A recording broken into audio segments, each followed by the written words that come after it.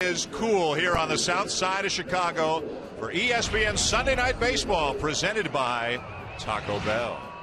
The Los Angeles Angels are here trying to sweep the Chicago White Sox. The Angels have won 3 in a row overall, trying to creep a little bit back closer to the 500 mark and maybe eventually into contention. And if they're going to get there, Mike Trout's going to keep swinging the bat like he has been recently. He has been hot. Chris Sale, the left-hander, second full season in the rotation for the White Sox, and one of the game's great southpaws. It is a cold one, but it is Mother's Day. And we say hi to all the moms watching at home and here at the ballpark tonight. Hi, everybody. Dan Schulman, Oral Hershiser, and John Kruk. Glad to have you with us tonight on Sunday Night Baseball. As mentioned, the Angels are getting better, slowly but surely. One of the things that's gone right for them recently is that Mike Trout 2013 is looking like Mike Trout 2012. Yeah, and it's a welcome sign for Mike Scioscia. And even though Mike Scioscia says he's going to move back to left field when Peter Bourjos comes off the DL, the numbers don't say he's a better hitter as a left fielder, as a center fielder. You look at his center field numbers, so much better than he was as a left fielder. The comfort zone's there. He's back to making the adjustments what the pitchers have made to him, and he's starting to play like the MVP candidate that he was last year. And we've got a great matchup tonight. A Cy Young Award candidate really last year for most of the season and potentially this year as well. We're going to see a great young competitor in Chris Sale. Yeah, this lefty as a youngster has cleared every hurdle the White Sox have given him. In 2010, the first-round draft pick. Called to the big leagues after only 43 minor league hitters he faced. Big leagues in the 2011 in the pen, and then last year asked to move into the rotation where he won 17 games, and he was 6th in the Cy Young Award voting. This guy is really outstanding. He's their stopper now. He's their ace, and he needs to avoid this sweep. As Crucky will tell us tonight, it's not a comfortable at bat when you're standing in there against a guy like Chris Sale. This should be a fun one tonight as we finish up this series between the Angels and the White Sox on Sunday Night Baseball with Mother's Day, one of the prevailing themes, both in the ballpark here at U.S. Cellular Field tonight and across the country as well.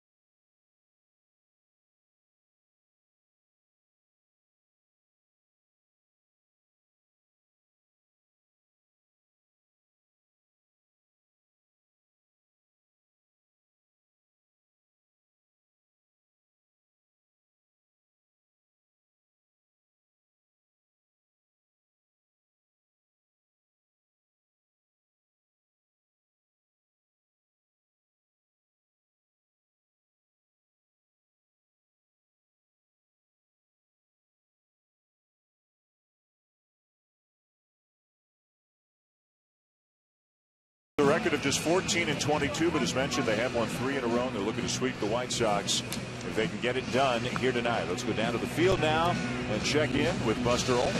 Dan, when the Angels signed Josh Hamilton to add to a lineup that already had Mike Trout and Albert Pujols, the expectations for the Angels were all about the World Series, but the first 5 weeks, a complete disaster. You mentioned they've now won 3 in a row. We talked to Mike Scioscia earlier today, and he mentioned 2 things have to happen for the Angels going forward. 1, they have to do a good job of getting past tough losses, and 2, he's looking for continued strong work out of their bullpen. Over the last 5 games, the Angels relievers 14 1/3 scoreless innings. Dan, back to you. All right, Buster, thank you. Stay warm down there. Let's check out the Angels starting lineup tonight, brought to you by Taco Bell. You know Mike Trout has been hot. Albert Pujols has not. He is battling a soreness in his knee. Remember, he had surgery in the offseason, plantar fasciitis in his left foot. So he has been struggling lately, and Josh Hamilton's been struggling all season long. First year as an Angel, he is only hitting .207 on the season, only 4 homers, and all 4 of them have come against the Houston Astros. And as a left-handed batter, Hamilton Orioles probably not going to have any fun facing Chris Sale. The only lefty that Chris Sale will see tonight in the starting lineup, but Chris Sale at 6'6", 186 pounds, and boy, does he have a nice low arm angle to bury the left-handers, but he's going to have to be effective against righties tonight with his slider that is devastating and his fastball end. And we've seen both pitchers, Sale on the mound, Wilson warming up. Both of them are in short sleeves. Everybody else in the ballpark is bundled up here tonight. Now we are underway with the strike taken by Alberto Callaspo. The Angel third baseman leading off tonight. Their normal leadoff hitter, Eric Ibar, has a sore hamstring. So they're kind of mixing and matching in the leadoff spot right now. It is May the 12th, right? They haven't gotten that memo here in Chicago. The reach of Sale. 1 down.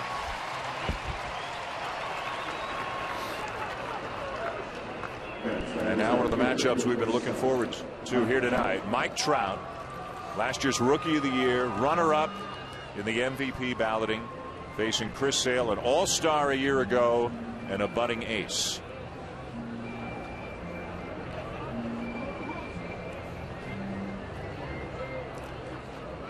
You look what it had to take to not for him not to win the MVP award. Had to take a triple crown.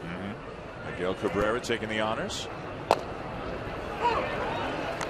Trout hitting .356 over his last 11 games, hitting for power as well over those 11 games. Mike Scioscia talked pregame about all the hype and all the scrutiny on Trout after the incredible season he had a year ago.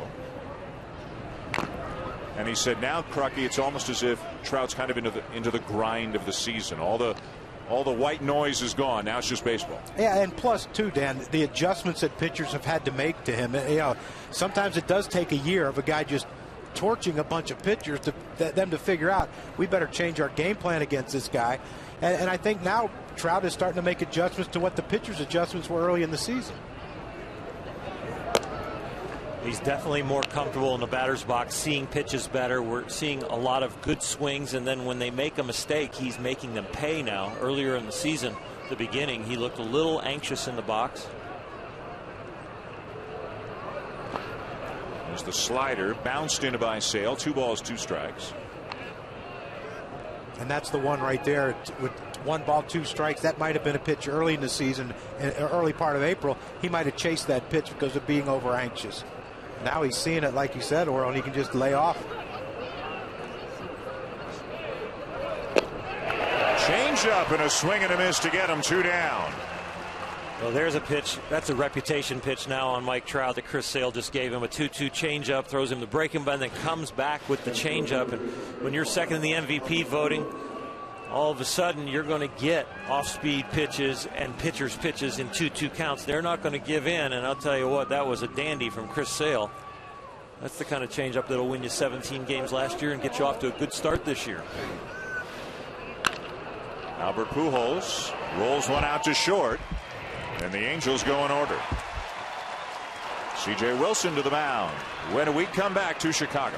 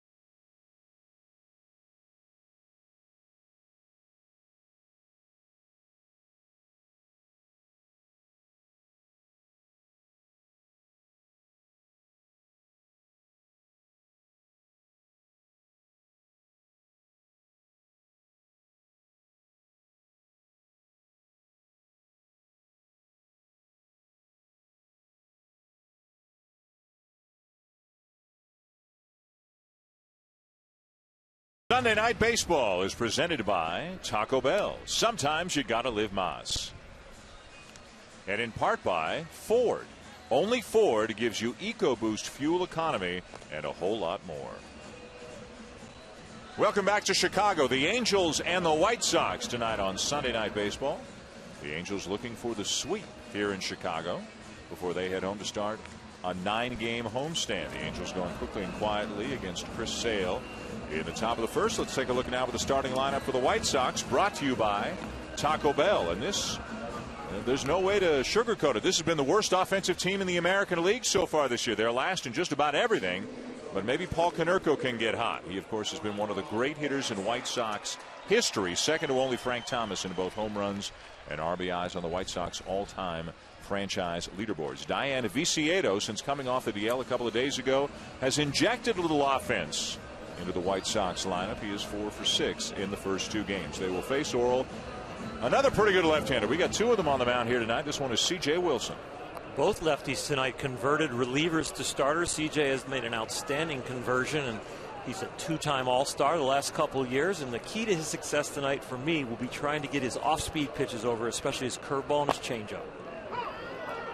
A strike taken by Alejandro Diaz. Leadoff man, center fielder, hitting .252 on the season. And he'll be followed by Alexi Ramirez and then Alex Rios. A little pop-up for the shortstop, Brendan Harris, for out number 1. Let's take a look now at Do More, brought to you by Safeco. And Robin Ventura, that's what he's been saying to his guys. Do more. Last is not going to get it done. Crucky, what do you think the problem has been for the White Sox? Well, underachievement by the guys who they counted on to put up big numbers, especially RBI guys and Paul Konerko and Adam Dunn. You know, in the middle of your lineup for the first month of the season, and Dunn and Konerko are struggling, it's going to get ugly as far as all those numbers you just showed are. Dunn not in the lineup tonight. Left-handed batter getting a night off with a left-hander on the mound. Robin Ventura, and both you guys know him very well. Both of you were teammates of Robin Ventura at various points in his and your careers. He's a laid-back guy, but he got after his team yesterday. Held a meeting before the game after BP. And as Ramirez drives one in the alley into left center field, that'll make Ventura happy. A 1-out double. And Ventura's message was simple. He said, things are going to change, guys, unless you start playing better. The guys you're playing with now won't all be here unless you start doing better.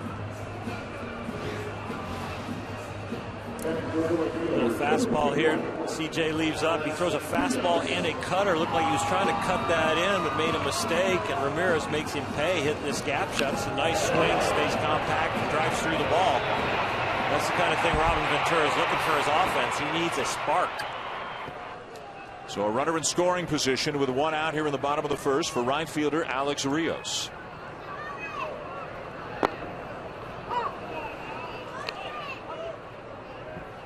You can see Rios with a pink bat. We'll see a number of items around the ballpark, and you saw them all day long around ballparks all across the country today. This is Mother's Day in baseball, of course, with a big initiative on Mother's Day to raise awareness for breast cancer research. Also like the Sox throwback unis, 1983. 30th anniversary of a team that won 99 games, won the American League West, and for every Sunday home game, the Sox going back in time, wearing those cool unis.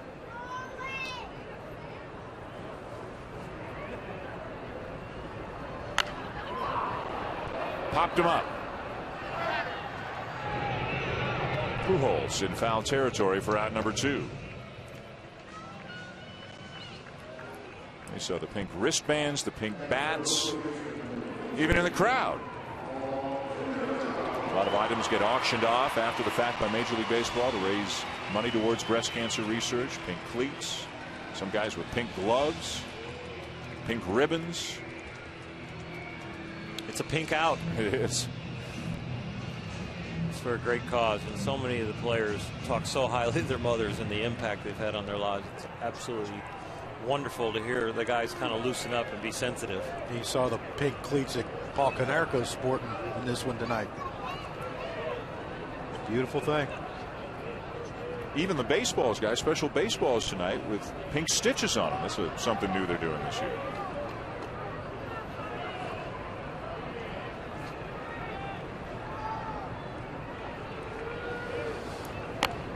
Ball 1 to Konerko.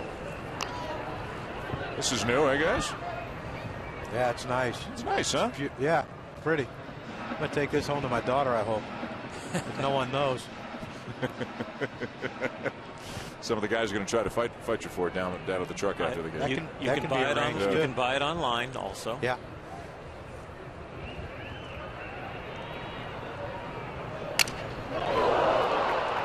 Broken to back, ground ball to third, and the inning is over. No score at the end of 1 in Chicago. Josh Hamilton due up second for the Angels when we come back.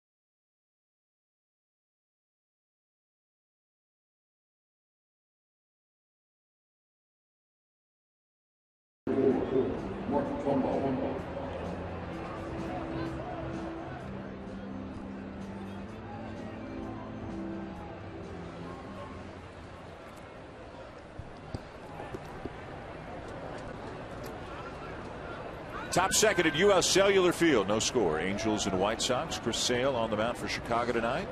And Mark Trumbo, the cleanup hitter, and tonight the left fielder leading off the inning for the Angels.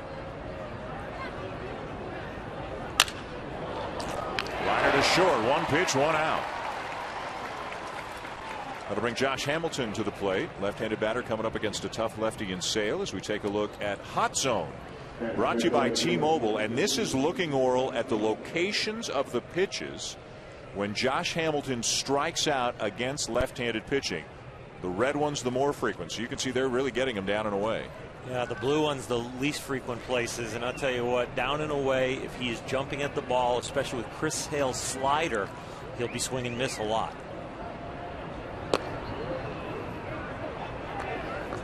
Well, it's 94 miles an hour. You could see, by the way, that Tyler Flowers caught that pitch, how much late movement there is on that fastball from Sale. And you can see from the numbers how much Hamilton has been struggling this season. Actually left that one up and over the plate, but a fly ball to center, 2 down. Well, when you go from 94 miles an hour down to 76 with a slider, even if you hang it a little bit, you take the sting out of the bat there with Josh Hamilton, especially with that low arm angle that Sale uses. This arm angle is absolutely amazing. He didn't drop down to this low of an arm angle until Summer League of college ball, and he didn't pick up that slider until an outing in that summer when his curveball wasn't working. He just said to his friend, "I need a slider. Teach it to me now." and he bagged the curveball and picked up a slider and has had it ever since. First round draft pick, good rookie year, 17-game winner last year. That slider's done him real well.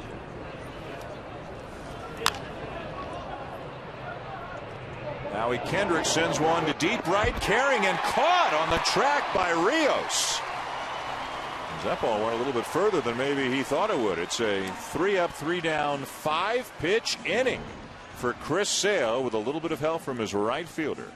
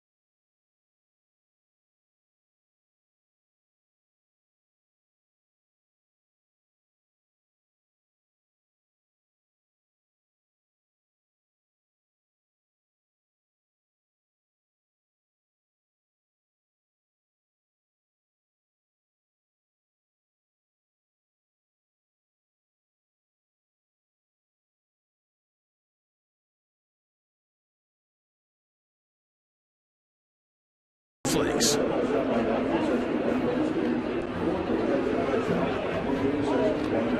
know, it all starts with your mom. I wouldn't be here without you. Thanks for everything you've done, all the sacrifices, and I love it. Happy Mother's Day to my mother. Awesome woman. There from day one. And also my wife. Happy Mother's Day to her. Her support has been outstanding. I always give it my best because I know what she did when I was growing up. Happy Mother's Day to my mom, September 8th. Don't know where I'd be without her. She's been there for me whenever I need her, whenever I need somebody to talk to. And, happy Mother's Day to all the ladies out there. Happy Mother's Day to all the moms out there. Happy Mother's Day to my mom. Yeah. Orlando, Florida. I know she's watching. And to mine back in Toronto. I know she's watching as well. Mine in West Virginia while we're at it. Glad you're all watching and with us tonight. Sunday Night Baseball here on ESPN. Dan Schulman, John Kruk, Oral Hershiser, Buster Olney, no score, bottom second in Chicago. Diane Viciedo DHing, leads it off against C.J. Wilson. Viciedo was mentioned just recently off the DL, had an oblique injury.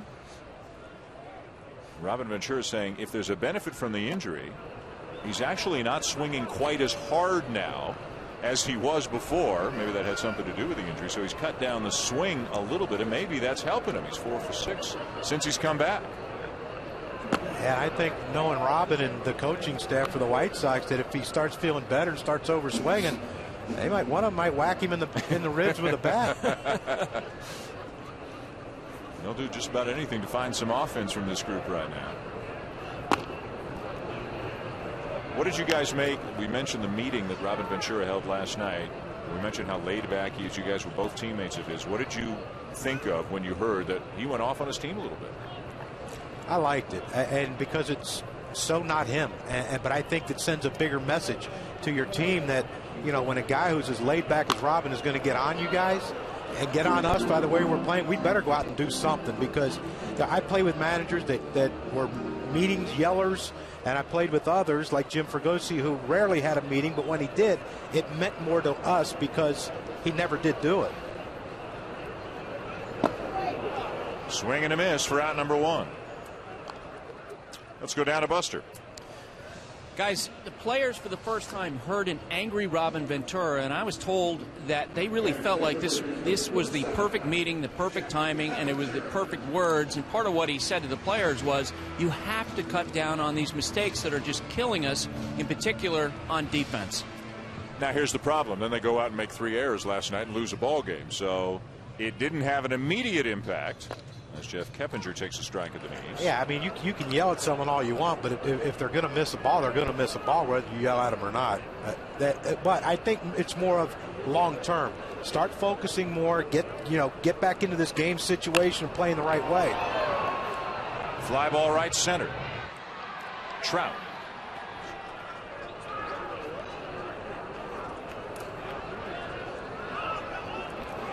This interesting defensive alignment by the Angels. Josh Hamilton was playing so shallow. When you look at if Mike Trout fell down, there is no way Josh Hamilton, even though his ball's in right center, was going to get to it. Look how shallow he's playing. Look how far he had to go. And Trout's there. Look, he's 10 feet in front of Trout when Trout catches that ball. Normally the guy who catches it, the other outfielder's behind him. But Josh was playing so shallow because he trusts the fact Mike Trout can get there and make that play. So quickly 2 down for Wilson in the bottom of the second. And the batter is Casper Wells getting a start against the left-hander. He's the left fielder.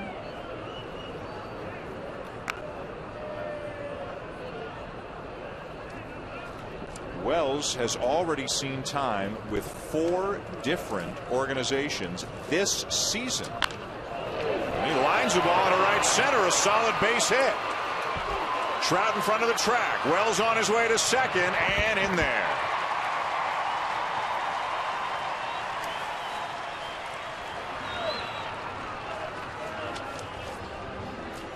Well, you saw the numbers with Casper Wells, 2 home runs, hitting over 400 against C.J. Wilson. This is another fastball center cut that he just drives into the gap in right center field. And this is a guy who has been with 4 different organizations in 4 years. He knows he better get to second base with 2 outs. Maybe he could score on a single and try to get the White Sox a quick run, because he was busting it out of the box. Started the year with Seattle, claimed off waivers by Toronto, designated for assignment, traded to the A's, played 3 games with the A's, and now he's with the White Sox. 2 down, runner at second, Tyler Flowers. And he's in there today, Wells is, because he's 4 for 9 off of CJ with a couple home runs. So Robin Ventura jokingly said when he looked at his lineup card today, yeah, I'm a pretty smart manager to put him in today. The White Sox had a man at second with 1 out in the first, and neither Rios nor Konerko could do anything. Now they've got a runner at second, 2 outs, and a base hit. Hamilton up and throwing. To the plate on a bounce, and out at the plate is Wells to end the inning. Josh Hamilton, for the 2nd game in a row, throws out a runner at the plate, and we're scoreless at the end of 2.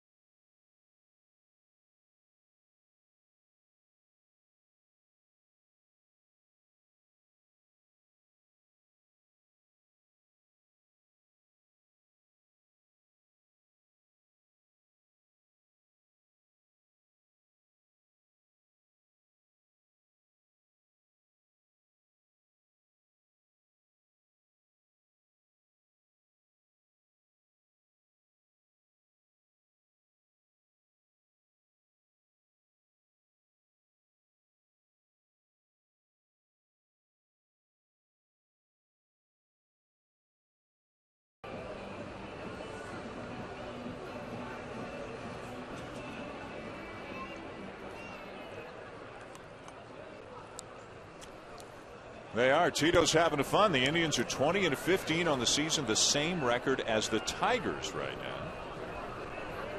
Even the batting helmet that you're eating your nachos out of is pink here tonight on Mother's Day. That's cool. That looks special. We'll try to get one of those up here for Crucky. The Indians 20-15, 15-5, and they want to remember that incredible run on when they were on the winning streak, scoring 8, 9, 10 runs almost every game. It seems they are swinging it in Cleveland right now. And to me, this is different than the last couple of years when they got off to hot starts and you think, oh boy, the Indians are in it, and then they fade in the second half. This is a different team. And I'm not saying that Terry Francona is the reason. I just think some of the players have matured. Santana's having a big year. Yep. They got Mark Reynolds, who can change a game with one swing. I think it's a completely different team than what it was before. Nick Swisher there now. Yeah. And Michael Bourne, top of the order. And I tell you what, the linchpin for them might be somebody like Ubaldo Jimenez coming through with a consistent year.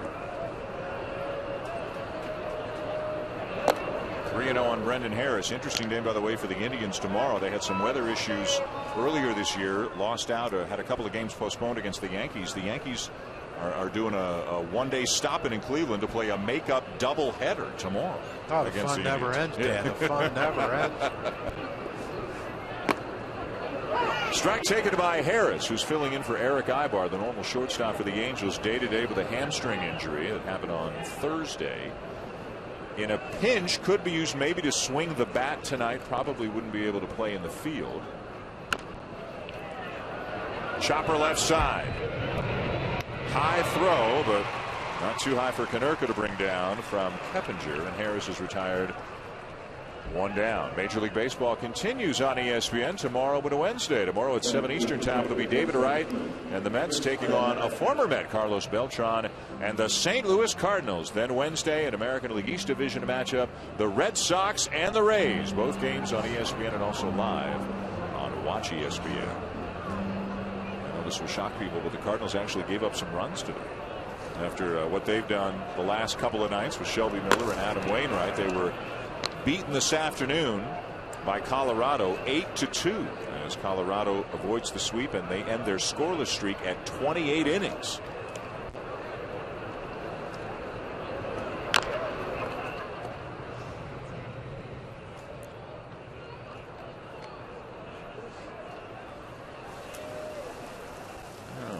Does Crucky go for the nachos and the batting helmet, or does he go for the brat, or go for both? Go for both. Go for broke. Yep. When in doubt, go for both. Wearing a dark suit. It's supposed to be slimming.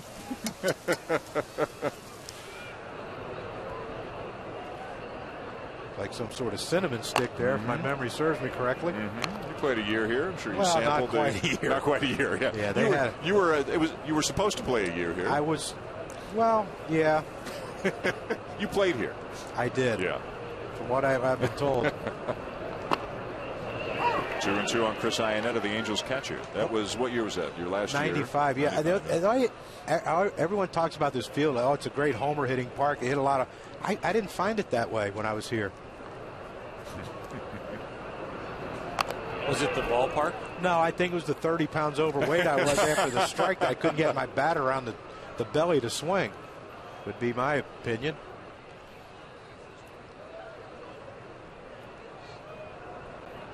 I just remember they gave me Jack McDowell's old number 29.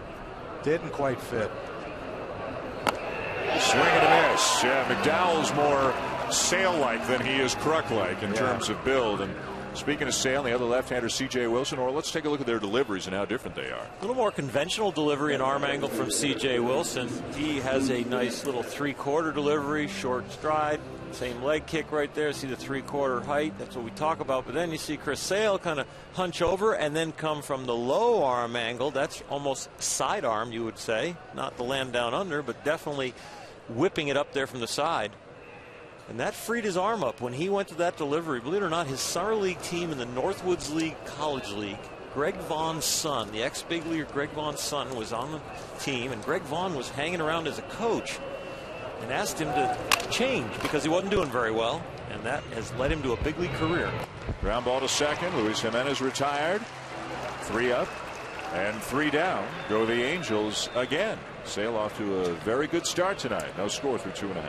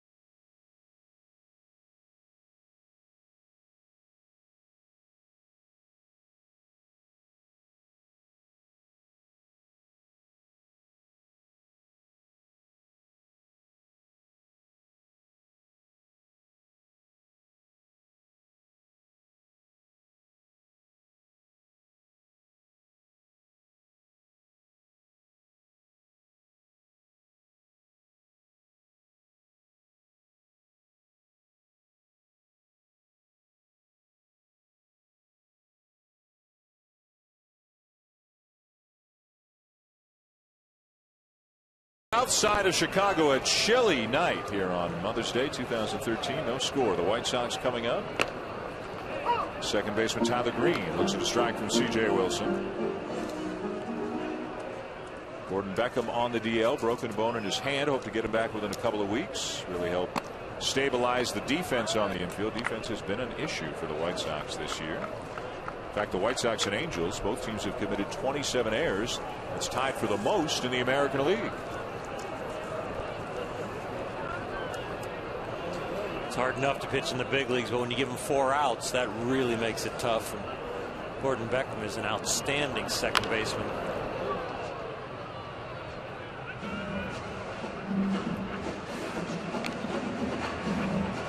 Well, one of the big issues, maybe the biggest issue in baseball this week, has been a couple of situations involving umpires, and one of them took place in an Angel game. The Angels game against the Astros on Thursday night, when Bo Porter, the manager of Houston, there's strike 3 called, made a pitching change, brought in Wesley Wright with 2 outs in the 7th inning.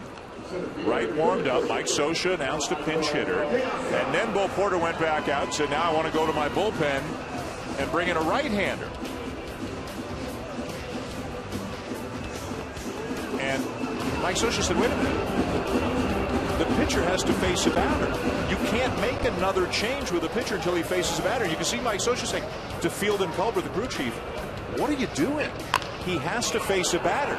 Ground ball to second. And the Diaz are retired quickly, 2 down. And this argument went on and on and on. The Angels eventually played the game under protest. They won the game, so they didn't need the protest.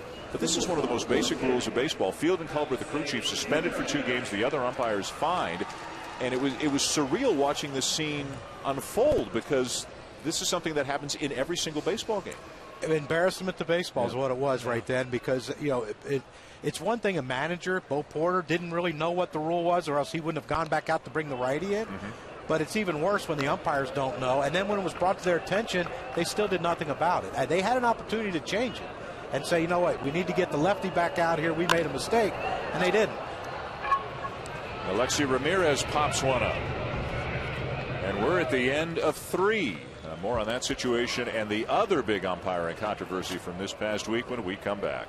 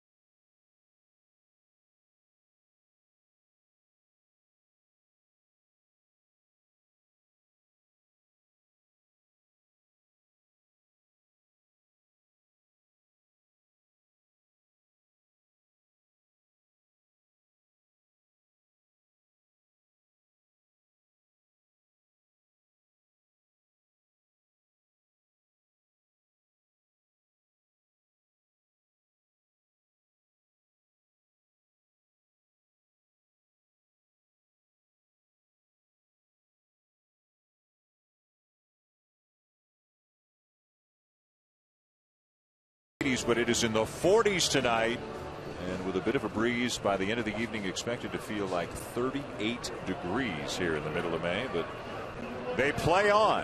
No score, top 4. First pitch swinging. Alberto Callaspo pops one up for Alexi Ramirez. 1 down.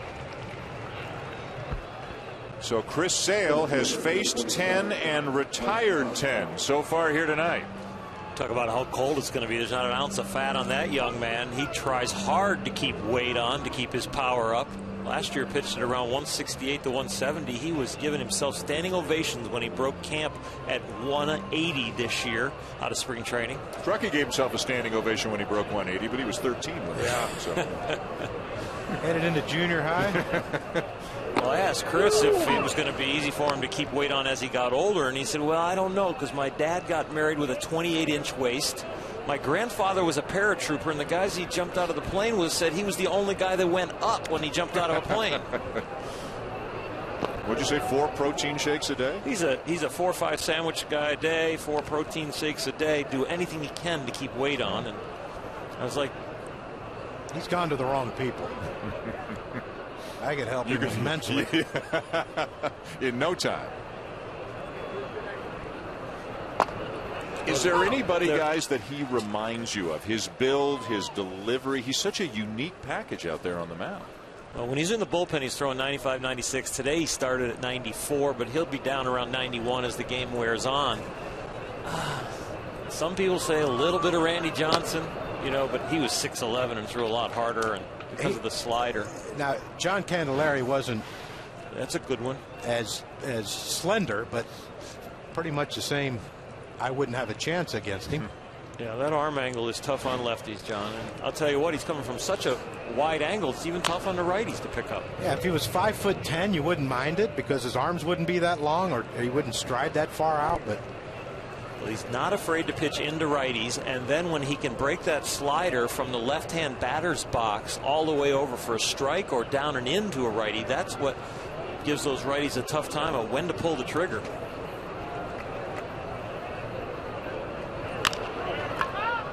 Off the end of the bat, medium depth right field, 2 down. He does a very nice job with that changeup right there.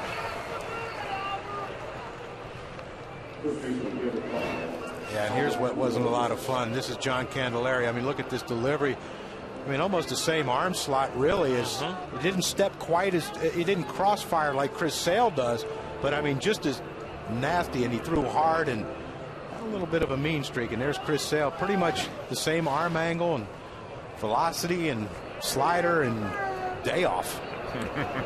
And Candy was a left-hand reliever late in his career, and that's when I started as a starter. Yeah, I didn't want to see him as a starter. Chris was a reliever to start, and now is a starter.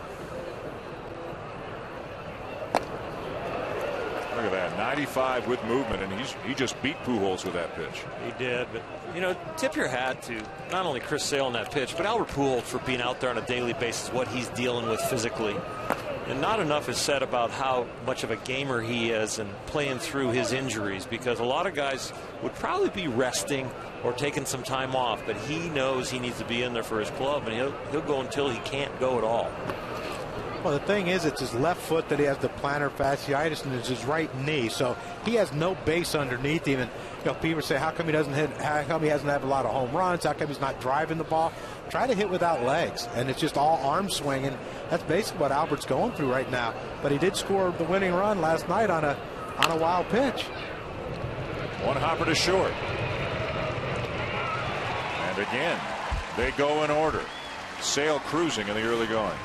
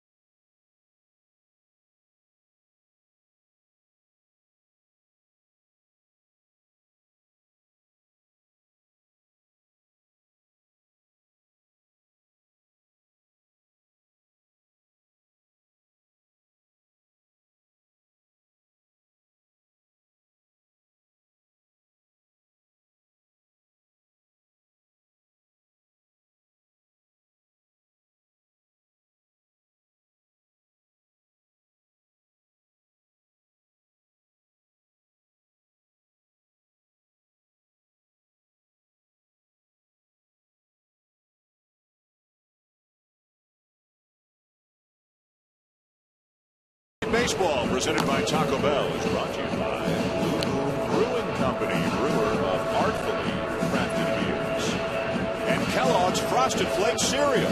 Truckee, they're great. Yes, they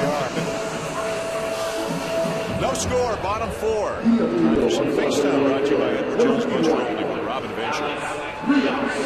Robin, I'll put this one on a tee for you. What do you think of Chris Sale so far? Well, he's got a great rhythm tonight, and that's one of the things. I think early in games he gets so pumped up, but I think tonight he's getting ahead, getting strike. They're swinging early, so he looks pretty good.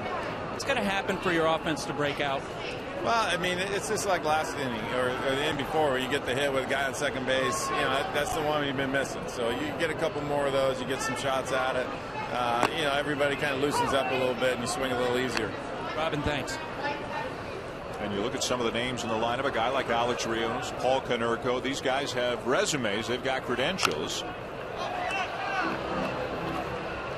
Rios pops one up in foul territory, and that's out number 1. Sale has thrown only 39 pitches through 4. Wilson has thrown only 32 pitches through 3 1/3. Yeah, both teams are hacking. And both pitchers are pounding the strike zone and getting it around, and it doesn't look like the hitters want to get to the pitcher's out pitches. They see a strike, they want to wail on it. Cold night, getaway day. Swinging, boys. Here's Konerko, grounded out his first time up. Just 4 homers this year for Konerko, and a .218 batting average. And Robin Ventura said it was before the game. He said sometimes he thinks people are judging Konerko on the Konerko of about 8 years ago. He's getting a little bit older. He's been such a consistent hitter for the White Sox for so many years. And you wonder if he's got another year or two like that in him still. Even last year hit .298, 26 homers.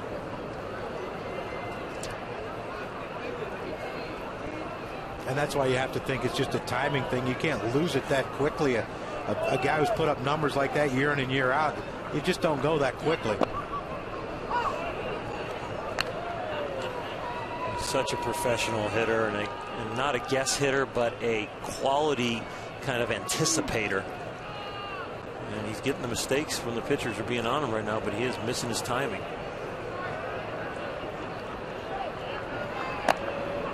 Three balls and a strike. Wilson upset with himself. Didn't locate that pitch anywhere near where he wanted to.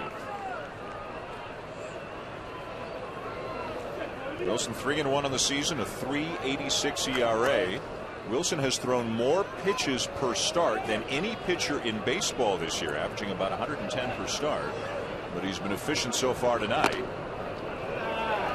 But as sometimes is the case, or he can lose it in a hurry. Right, but then all of a sudden you look up and he's loaded the bases, couple of walks, deep pitch counts, and the night changes for him. It's the frustrating thing for C.J. Wilson. It's the frustrating thing for the Angels, because he can look like a Cy Young type pitcher, and then all of a sudden, after going through a lineup like a hot knife through butter, he can just all of a sudden lose it, and it has to be a little bit mental, that he overthinks the process, because he seems like he's a very good athlete, can repeat for periods of time, but then all of a sudden something happens in his brain that just doesn't allow him to get back in the strike zone. And he misses badly. Wants a new ball. And the head drops, and the new ball is needed, and this is a time when he really needs to regroup and remember the quality pitches in that feel. Why do pitchers get new balls after they throw a terrible pitch like that? I mean, it was good enough to start to throw that pitch. Why is it good enough to throw the next one? It might be a mental block, just trying to get an excuse to say this one's going to be over the plate. Yeah, back in there. See, that ball was a strike, but he lost it over here on a foul ball. I wonder if he can ask the fan to throw it back like they do bats. That'll speed up the games, won't it? Wilson likes Sale, a guy who spent a lot of years as a reliever. Sale didn't spend that long, but point being, at the major league level, went from the bullpen to the rotation. Wilson did the same thing. And another ball popped up in foul territory. Iannetta racing back, but won't have a play.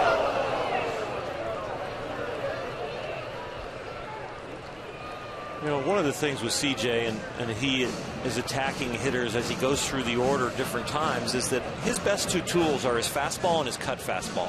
And when he needs then to go to the curveball or the slider or the changeup, which are his off-speed pitches, if they're not working, the deeper he gets into the game, the more hitters start to eliminate the off-speed stuff and they start to catch up to him. And the statistics kind of bear that out. But that curveball right there at 76 miles an hour, if it's a strike, he can get away with his mistakes with his fastball and his cutter. But as he moves on, hitters start to eliminate pitches on him.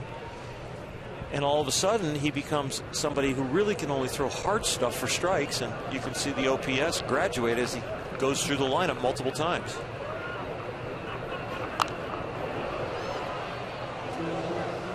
Hey, well, there's been some ugly swings in this inning.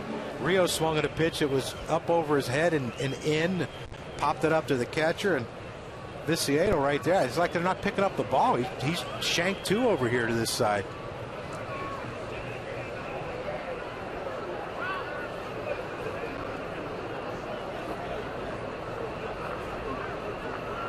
Canerco the lead at first, one down. And a full count now on Viciato. Well, you can see he's attempting to throw the off-speed stuff, but he's just not getting it around the plate. And maybe some of these bad swings by the White Sox are they see the dead red and they're cutting it loose. They're just not making sure it's a strike. But he's definitely pitching in a way that if they were patient, he would bury himself right now.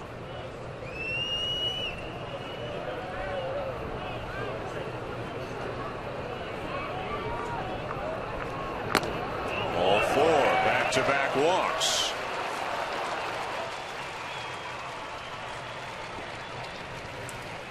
This is exactly what Mike Scioscia was talking to us about before the game. Yeah, we asked Mike that, you know, what is the thing you see in CJ that you know he's really good or you know he might have a rough night? And Mike said, you know what? We can watch him really good for a long time, but all of a sudden it's just not there, and he has trouble getting back on the beam. And they are working very, very hard to keep him where he can make quick adjustments and be his own pitching coach so that Butcher doesn't have to come out here in the middle of a jam, that he can catch on a lot quicker. Now, you had him when he was a reliever in Texas. You were his pitching coach. He's a different kind of a guy on many levels. He's a complicated kind of a guy. Is he an overthinker sometimes out there? Maybe a little bit. And, you know, he's a deep thinker on almost every subject, more of a Renaissance guy. Boy, anything from racing cars to studying, you know, belief systems around the world and traveling the world. So CJ's going to think through it no matter what. I found out that just gets you in trouble. That thinking part, huh? Well, it means first and second, one out. Yep. Back in there with a strike to Jeff Keppinger. Keppinger getting a chance to play because of the Gordon Beckham injury.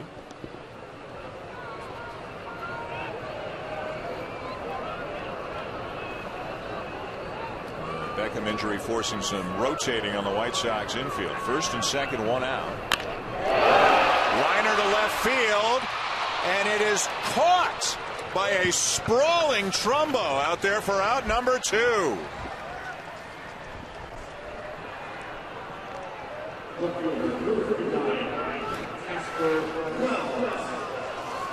Well, Mark Trumbo plays first base a lot when Albert's not playing, when he's DHing it. He did play some outfield the last couple of years, but this is a great play. The toughest ball as an outfielder is the one you have to come straight in on and dive straight in. And I tell you, he's very lucky. It didn't hurt his thumb or his wrist on that play. You remember Hanley Ramirez in the World Baseball Classic, how he broke his thumb just falling on it. That was a play right there where Trumbo could have done a lot of damage to that left hand, left wrist or thumb. So the White Sox have certainly had their chances. They've had 3 hits and have been issued 2 walks in the first 4 innings, but have yet to score a run. Remember, Josh Hamilton threw out Casper Wells at the plate to end the second inning. Here's Wells now, doubled his first time up. I think he was setting fastball first pitch. He's now 5 for 10, I think, off a CJ career. He pretty much owns him, and CJ is going to need to get some of those off-speed pitches over to him.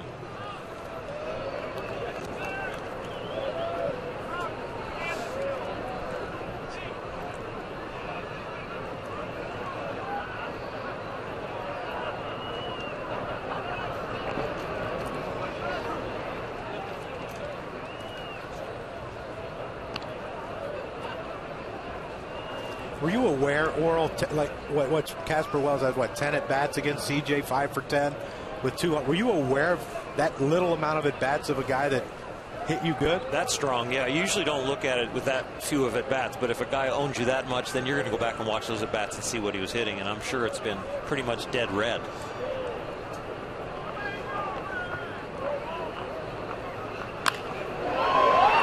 Right center. But Hamilton there. 2 more men left on by the White Sox in the 4th. Trumbo, the terrific catch in this inning, and he's going to be leading off for the Angels when do we come back for the top of the 5th.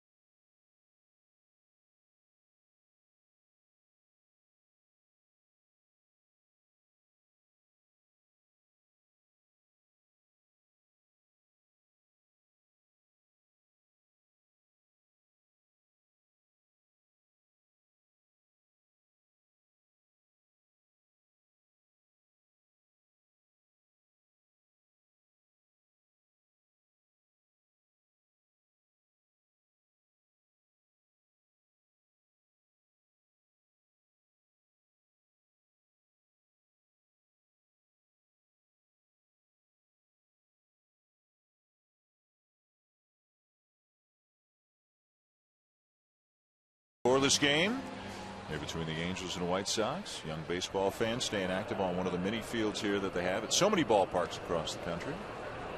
Meanwhile, the big guys, the Angels, trying to solve Chris Sale, and so far have been unable to do so. 4 innings, 12 up, 12 down, 39 pitches, just through his 40th. Here, ball 1 to Mark Trumbo, who just made that great catch in the bottom half of the inning.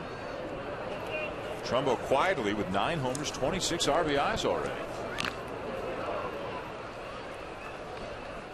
He is swinging a lot more accurately. His average is up, his power is up, the RBIs are up. He's not making just the bad outs and throwing at bats away. And they say everything that he does throughout the day now has a purpose, where it is building to these 4 or 5 at bats he gets. And you can see it right there when he's staring that bat down.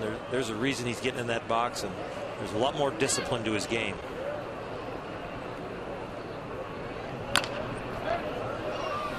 Ground ball to Alexi Ramirez. 1 down. Now to bring up Josh Hamilton. Of course, did so many incredible things as a member of the Texas Rangers. Remember that home run derby at Yankee Stadium back in 2008? 28 home runs in the first round. The MVP of the American League in 2010. He had 359. 5-time All-Star, 3 Silver Slugger awards. But this year, what has gone wrong for Josh Hamilton? Now, keep in mind, even with the overall very good numbers he put up last year, as he checks the swing, he was the best player on the planet for a couple of months in the first half of the season. But late in the season, he was scuffling about as much as he has so far this year. What is it about a hitter, Crucky, that when he gets in a good groove, he can be as good as anybody, and when he scuffles, he can scuffle as much as anybody?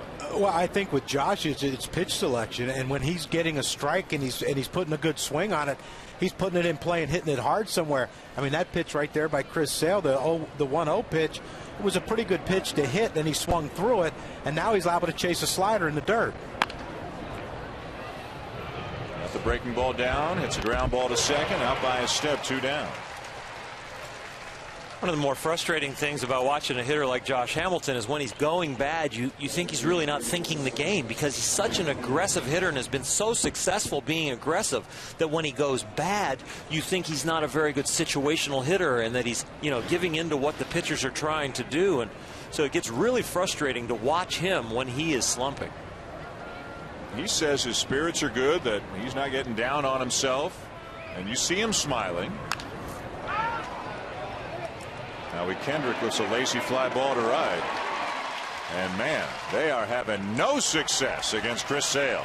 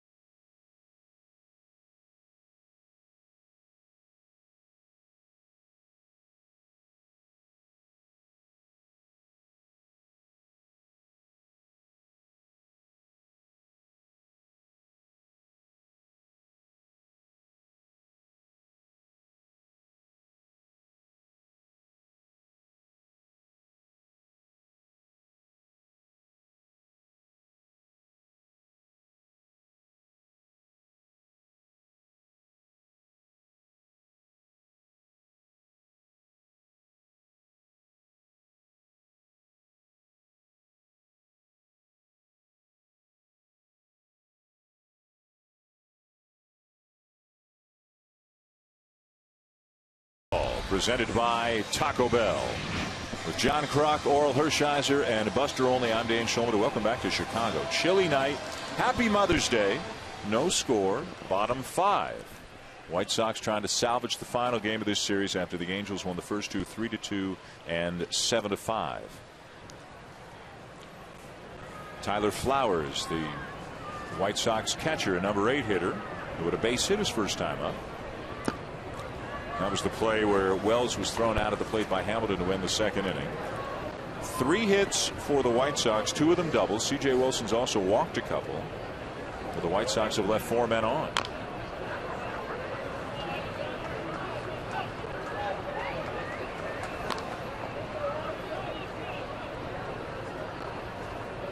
Flowers taking over this year, of course, for longtime Chicago catcher A.J. Pierzynski, now with the Texas Rangers. I think they miss A.J. greatly, and not because of his offensive numbers, just what he brought to the clubhouse. He brought a certain toughness to the game that he played. Of course, catcher's position is a tough position, but he brought that to this team. And I think in times like this, when you're struggling, they need someone like him. Daily energy. Fly ball to center. Let's get some FaceTime now, brought to you by Edward Jones, Buster Olney, with Angels pitching coach Mike Butcher. Mike, C.J. Wilson issued back-to-back walks. You go out to the mound. What did you tell him? Really just get back into his rhythm, get his tempo going. I thought he's trying to make too many perfect pitches right there and slowing up a little bit. Got back into a nice rhythm like he was earlier and got right back in the zone, so it was good. Now, Ernesto Frieri's done a great job for you in recent days. How much can you get from him tonight, given how much he's pitched in recent days? Well, he's pitched 3 days in a row, but he's been pretty efficient. He had 20 pitches 3 nights ago, 15 and 13, and he felt good today warming up, playing catch. He is available tonight. We'll see how it goes, but, you tend not to want to go to the guy, too many times in a row, but he's been feeling pretty good. So, Mike, thanks. Hey, happy Mother's Day, right? Happy Mother's Day. Thanks, Mike Butcher, pitching coach of the Angels. Meanwhile, Tyler Green grounds out, 2 down in the bottom of the 5th, no score. Wilson to face Alejandro Diaz. Thinking about maybe trying to slap a bunt to the left side or chop one just to get on base somehow. Nothing much else is working for the hitters tonight. These two lefties are going toe-to-toe. C.J. Wilson and Chris Sale, both of them really having to act like aces, one to continue a winning streak and one to avoid a sweep. Like a heavyweight fight right now. CJ was on the ropes a little bit, but he got himself off the ropes last inning.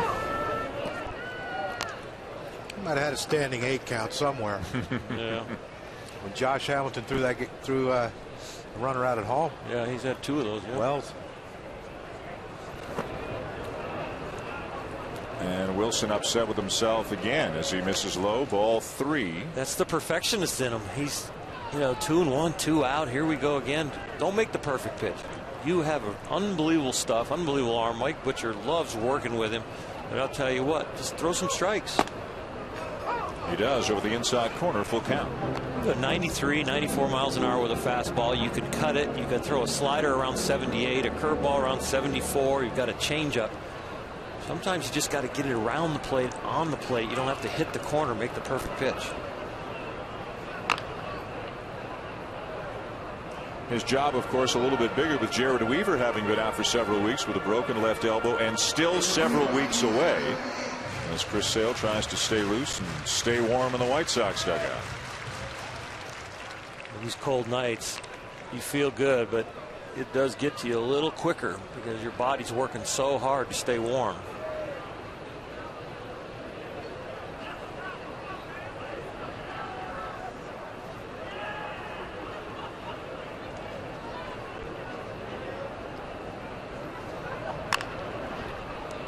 Another foul off. Would you ever on a night like this go inside for 8-10 minutes when your team was hitting? Yeah, from 1983 till 2000 when I retired, the heating in the dugout got a lot better too. So you'd go inside early in my career. As you got later in the career, we'd have the heaters on the bench and you could stay right there on the bench. One thing you got to remember is just to keep drinking fluids because you don't realize you're sweating. A swing and a miss by Diaz on a ball that almost hit him. Wilson strikes him out to end the inning. And Chris Sale unhittable so far, back out to the mound for the 6th.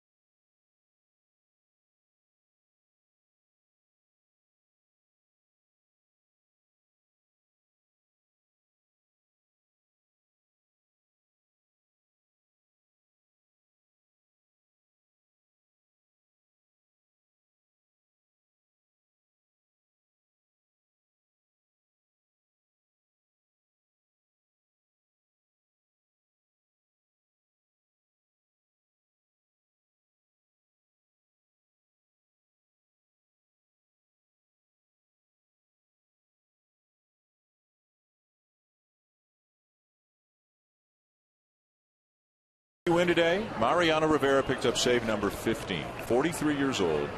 Less than a quarter of a way into the season. And the incomparable Rivera has 15 saves already. Brendan Harris leads off the 6th for the Angels and looks at a strike. That pitch count is not wrong. Sale has thrown 47 pitches through 5+ innings. Just missed. Well, Chris Sale has taken on the responsibility of every real hurdle the White Sox have given him, from a first-round draft pick to get to the big leagues the same exact year he's drafted, to being a reliever, to being a starter, 6th in the Cy Young, and now he's the ace. And he realizes this game is huge for his Sox. To get swept at home and to be kind of reeling would not feel good. So he knows his turn in the rotation is not only one game, but it's an important game when he's out there.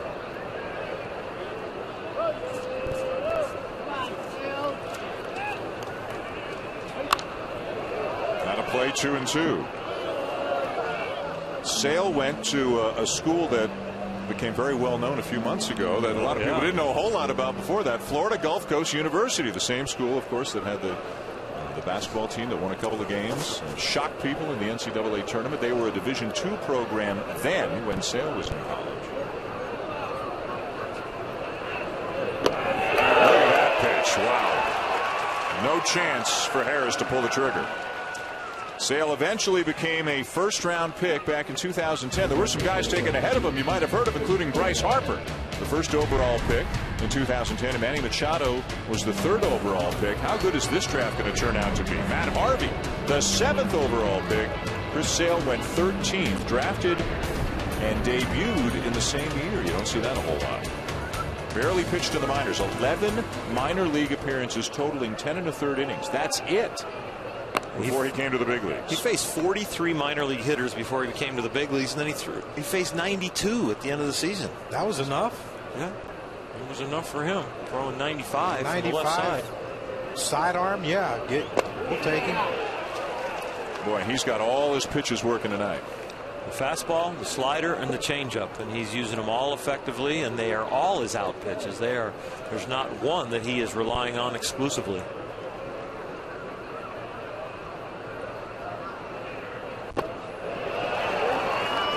Tell you what, when he throws that changeup away after burying the fastball into the righties, and remember, he's facing 8 out of 9 hitters tonight are right-handed. The only lefty he's facing is Josh Hamilton. So you would think that would take his slider away, but they still have trouble with their slider because how sharp a break it is and how late it breaks. There it is right there.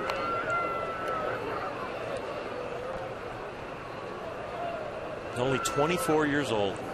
And he is still learning how to pitch. Coming into this game, only 333 innings. It's only his 37th big league start. He's already been an all-star. He's signed a deal through 2017. The White Sox knew a good thing when they saw it. They've locked him up for a while.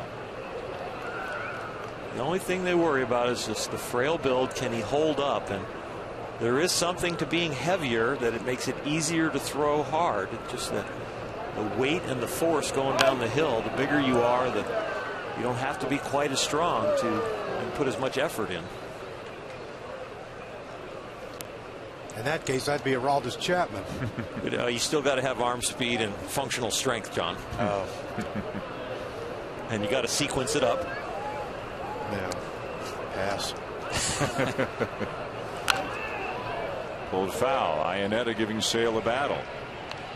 Most of the at-bats, most of the outs we've seen tonight have been quick and very harmless looking plays, but Iannetta fighting off some pitches.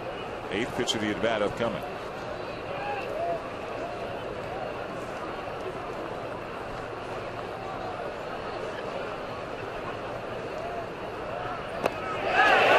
He went 2 down.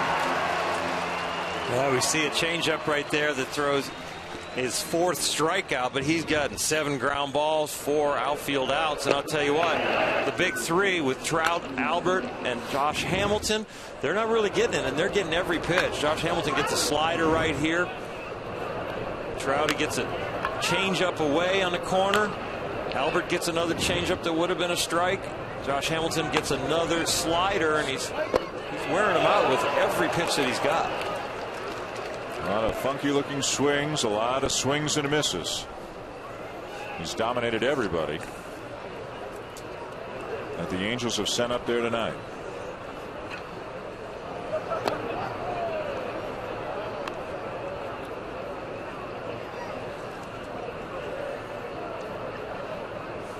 The only loud out is the line drive by Mark Trumbo in the second. It was a first pitch fastball, line drive to short. Other than that, everything's been hit pretty weakly. Or not at all. Well, now the changeup's starting to enter into the repertoire. The Angels aren't going to have a whole lot of fun with this one. He doesn't throw a lot of fastballs away to righties, but he throws a lot of changeups away and fastballs in, and then the slider, he mixes it in very well. His pace is so good too. Yeah, it's real good. He gets right back up on the rubber. And you know, the Angels, this next time around, there's 2 outs here, but they might start realizing they might want to start stepping out and busting up his rhythm a little bit. A little gamesmanship.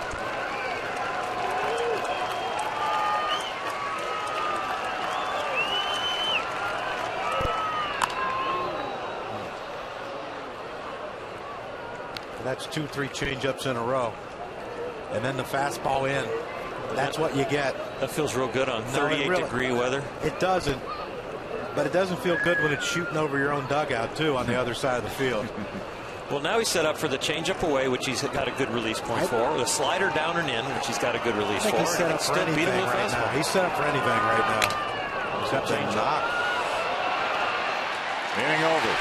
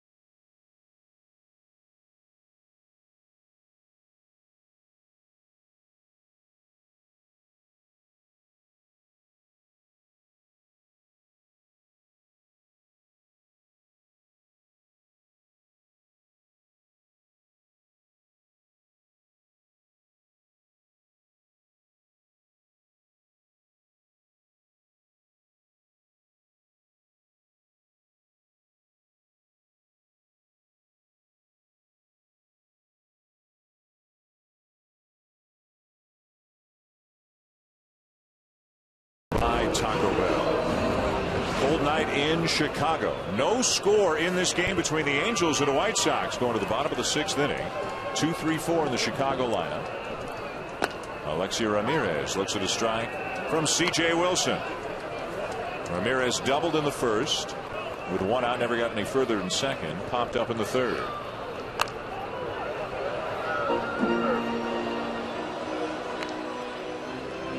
After Ramirez, Alex Rios and Paul Konerko.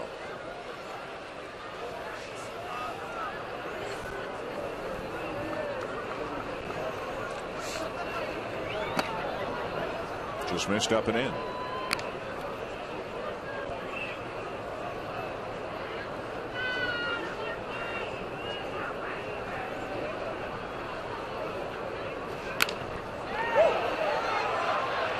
Little looper drops in for a base hit.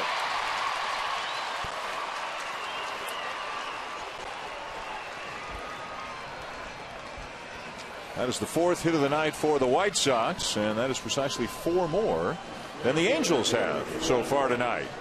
That's a whole lot of 0 for 2. Nobody has reached base for the Angels through 6 innings against Chris Sale. Well, like Oral said, only one ball was really hit hard, and that was the ball Trumbo hit in the first or second inning. There's Rios 0 for 2.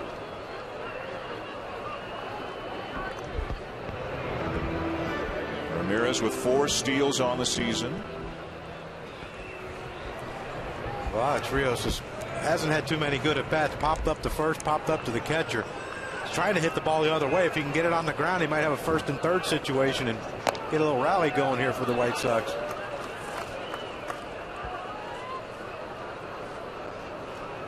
Oral, they're already avoiding him like the plague in that dugout. Yeah, that's the culture, and you got to be glad when it's happening to you. Now, what makes you think he would want to talk to some of them?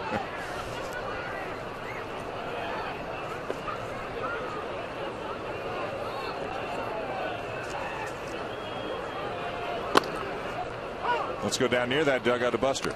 Guys, as he came off the field after that last half inning, nobody was avoiding him. They were greeting him at the mouth of the dugout, giving him high fives, and he was walking over, high-fiving teammates, got a drink, sat back down. You can see his catcher Flowers down near the end of the bench. Sale all by himself in the middle of that bench in the dugout. He's hoping for a run right here. He's got the White Sox offense has been very sluggish. The running game is in play. Iannetta behind the plate has not had a very good throwing year. There he goes. Fly ball to right field. Hamilton had to adjust mid-flight to make the catch. Ramirez back to first.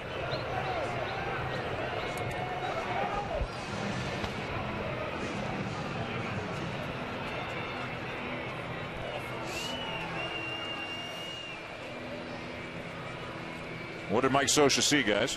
Why?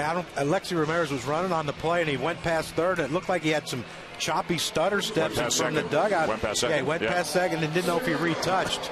Yeah, he retouched, I think, with his left foot. He went by a half a step. And right there, I think, is where he gets it. Yep, by left foot right there. You can see the confusion, though. If you're Mike Scioscia in the first base dugout, you can't see that because of all the little choppy steps he was taking. Yeah, but he was on the bag. You know, Ramirez did a nice job when he was over top of the bag, realizing where he was. Nice job, nice call by the umpires. Here's Konerko. Ground out and a walk. For as much heat as the umpires have taken this last week, you got to show when they get it right, and they got that one right for sure. And that's the third base umpire's call because the second base umpire has to go out to right field to make sure of the catch. They rotated well there.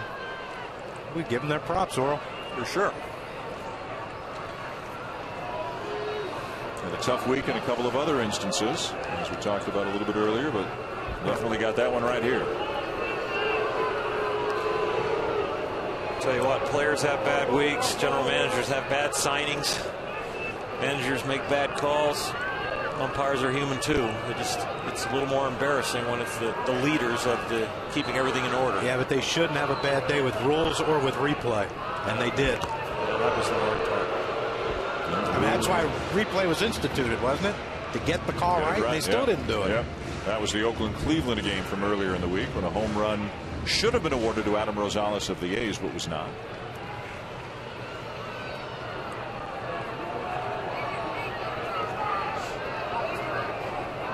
And the Bo Porter Houston Astro pitching change, that was just, they all must have had brain freeze because all 4 of them got it wrong. And it's such a basic rule in baseball that But I mean, at some point, doesn't common sense have to take over? Like, so Socha brings in another pinch hitter, he can go bring another reliever in, then it's a merry-go-round of pitchers?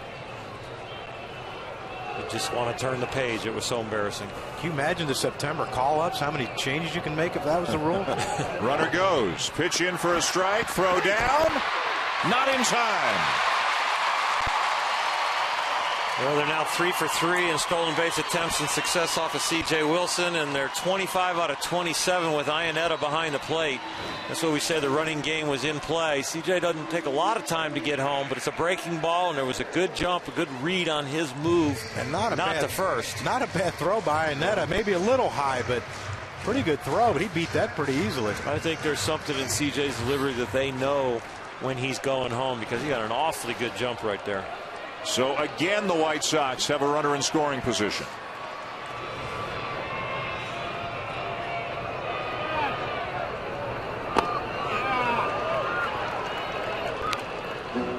They just look like they're trying to just pound Paul Konerko in. As hard as he can throw it, try to get it in off the plate. They don't think he can turn on it. A veteran guy like this, you might see him maybe open up here a little bit with a 2-1 count and take a chance to try to hit one down that third baseline.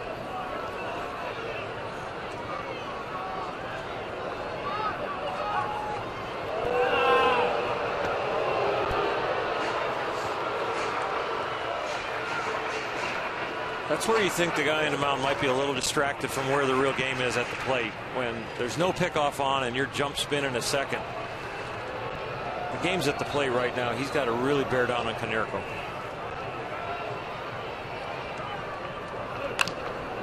Ground ball to short. Out number 2. I think you had the right idea right there, John, that they were pounding him in, and he looked in there. He just didn't get a good swing on it. Yeah, he just didn't get to it at all. Just the ball beat him. I mean, a 2-1 count. They've been working him in his previous 2 at bats, and I mean, that pitch right there is pretty much center cut, maybe middle in, and you can see it right there, the frustration of I couldn't get to that pitch. Yeah, the flip of the bat told he anticipated it. He put the swing on it. He just didn't square it up. When I got to that point, and believe me, was never as good a hitter as Paul Konerko, but when I got to that point where I had to cheat, I was cheating with the fastball. If they threw a break ball and I was so far out in front of it, so be it. But I wasn't going to try to let a fastball beat me, especially in this situation. Because, you know, it's timing and age, maybe he's catching up to Paul. So 2 down in the inning now for Diana Viciedo, a strikeout and a walk.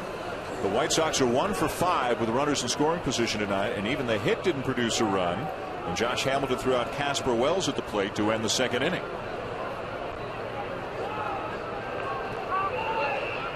This time the play is on, but he dives. Ramirez diving back in safely.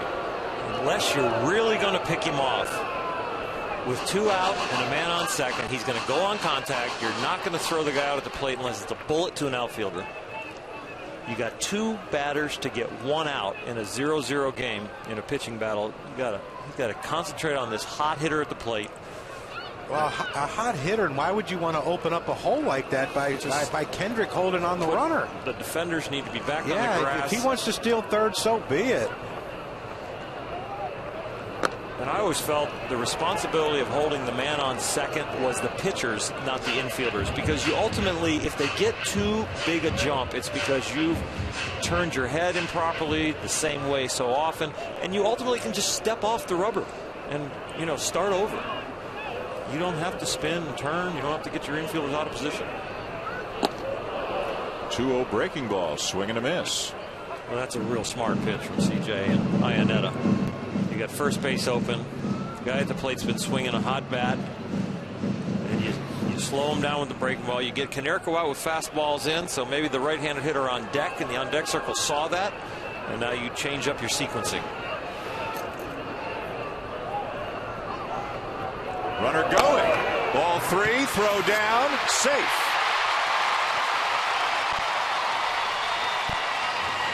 Well, he stole it on C.J. He just barely even paid attention to him, and you've got to pay attention to him. Leave your infielders back, but if he gets too big a jump, give him 2 looks, maybe step off. But you can't just give him a half a look and let him get out there. They had a walk-in lead, and CJ never stopped him and made it easy for Ramirez. But, you know, again, that's a risk. If Iannetta makes a great throw, he could be called out on that play. And then what do you have? You have Viciedo leading off the next inning. Now he's in his 3-1 count. You got to let him hit. Golfed foul, third base side. I mean, if he's, my opinion is, if he's fast enough to steal third on a bang-bang play, he's fast enough to score on a single.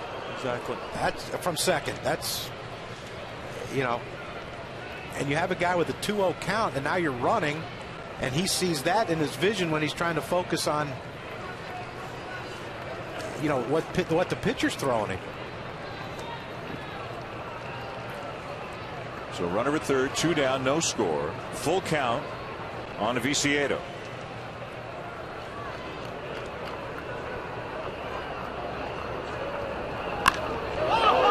Ripped foul down the left field line. He threw him a really good breaking ball, and he's been on fastball the whole time. Threw a nice cut fastball right there. The only thing he could do was pull it foul. It'll be really interesting if they go to the breaking ball here and he trusts Iannetta to block it, because the breaking ball in the dirt is the pitch that'll get him out. Or anything slow away. The way he's spinning on that fastball in. Did he go? He did not.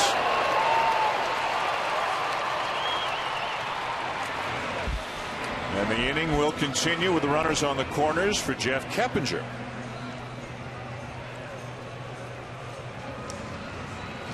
That's a breaking ball. They didn't go for the inside or the low break ball. They went to try and backdoor it. It just didn't make its way back to the plate. Soch wants it over there. Wants the check there, but didn't get the call.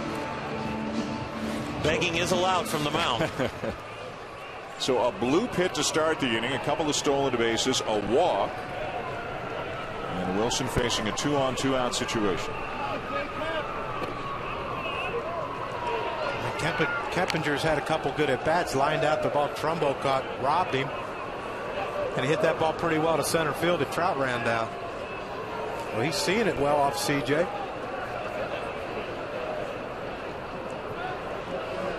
Starts with a very unusual open stance and closes up that left foot as he takes low ball 2. Ramirez at third. And Viciedo at first, 2 down.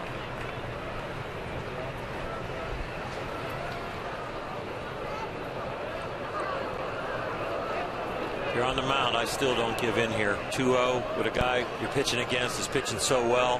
1 run could be the game. You've got 2 batters to get 1 out. Problem is the guy on deck owns him.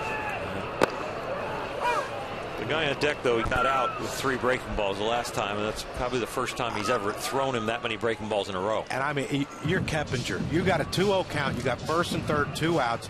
The guy behind him hits him well, and he just took a 2-0 pitch right down the middle. 2-0 fastball, 92 miles an hour. I don't get it. Swings at this one, fly ball to left, and the White Sox leave 2 more men on. 6 in the books at U.S. Cellular. Wilson gets out of it. Sale, heading back out to the mound, hasn't had to get out of anything so far tonight. He has dominated the Angels from the moment this game began. Angels nothing, White Sox nothing. The young left-hander back to the mound for the 7th when we come back to Chicago.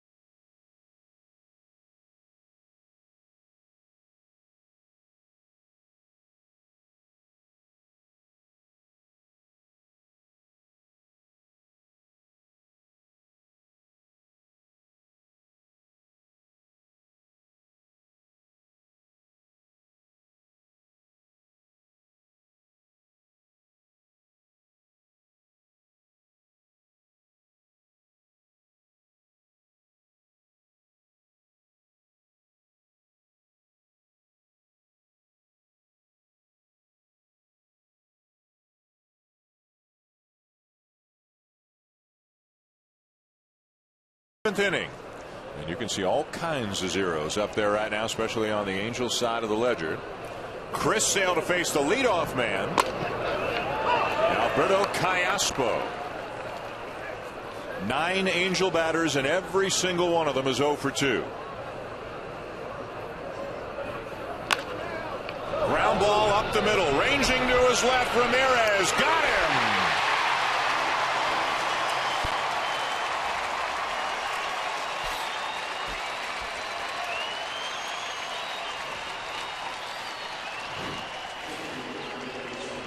When this left the bat by Callaspo, I thought there was no way that Ramirez was going to get to it. But not only did he get to it, Orel made the spin into shallow center field.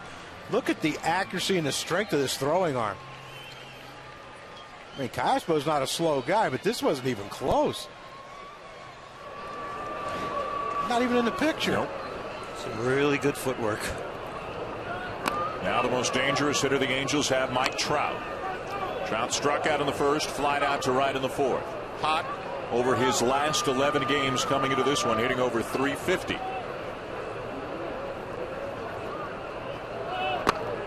Ball 2.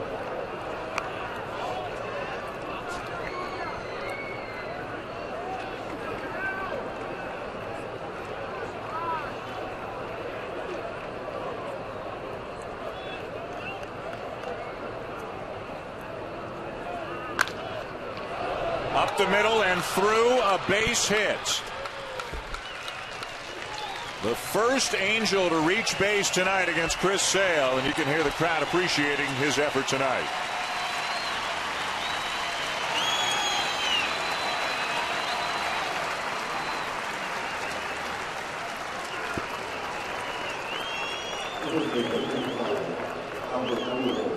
Probably the second hardest hit ball he's given up today. That the line drive to shortstop in the second inning by Trumbo, but Trout swinging a hot bat, didn't even get a strike, but it was a 2-0 fastball. He was on dead red, it was a little low, and he drove it back up the middle. Now, first time from the stretch in the 7th inning, Orel, could this be an issue? Nope, evidently not. Apparently not. Let me see, I threw in 2 first pitch fastballs. Let me change him up right here. See if I can get a roll over 6-4-3. Amazing. He got Albert to ground out to short twice and some changeups. Who holds the batter? Trout, of course, with great speed.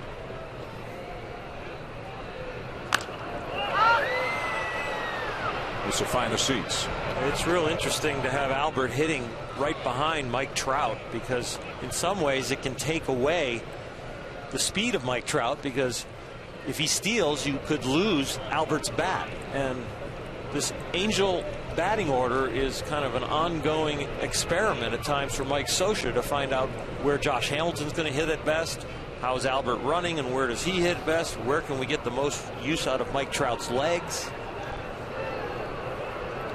He has been a leadoff hitter, now in the 2 holes. Some people say someday he'll be a 3-hole hitter. Sale's slide stepping too. It's not giving Trout a chance of running on that in this at bat. I mean, if I'm Mike Scioscia and Mike Trout, if Sale lifts his leg up any higher than the slide step, I'm gone.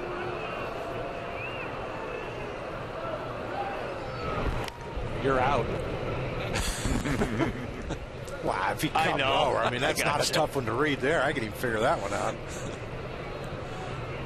Trout stole 49 bases last year, has 5 so far this year through 36 games.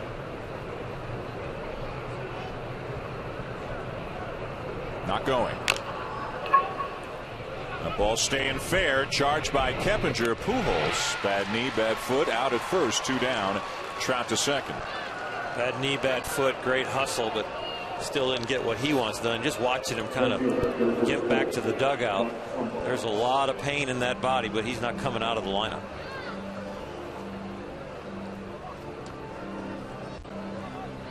So now Trumbo. We've Trout at second, 2 down, no score. Trout's base hit, if you're just joining us or missed part of this inning a little bit earlier, a ground ball base hit up the middle. The first hit of the night for the Angels, the first base runner of the night for the Angels, and it came here in the 7th inning. And this is interesting at bat right here, Dan, because Trumbo's coming in, swinging a good bat. Hamilton's struggling, lefty. I'm not sure I give Trumbo anything to hit.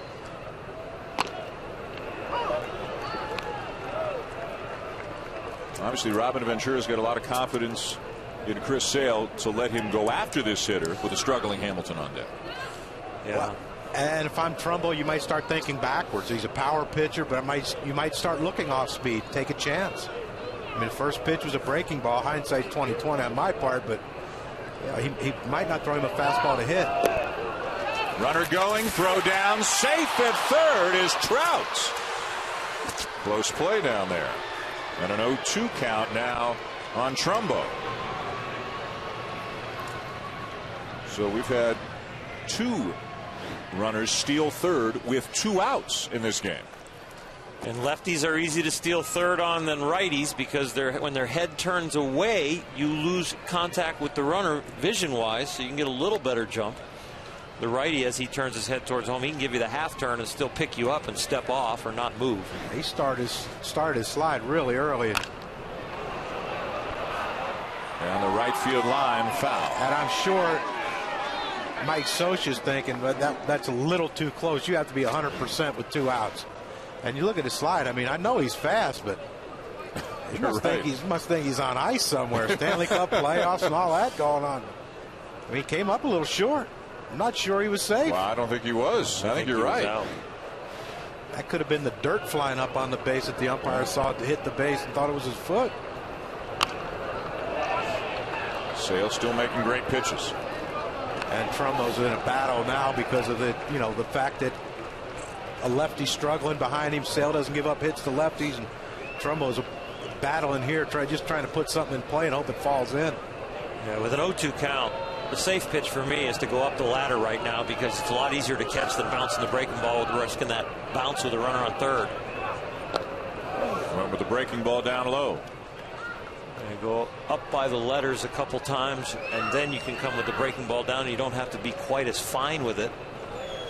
Chris Sale's doing a fine job on his own. He doesn't need my thinking.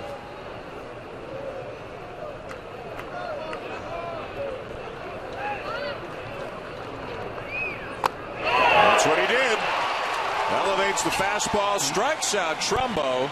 He has given up a hit, but the inning is over. Scoreless 7th inning stretch.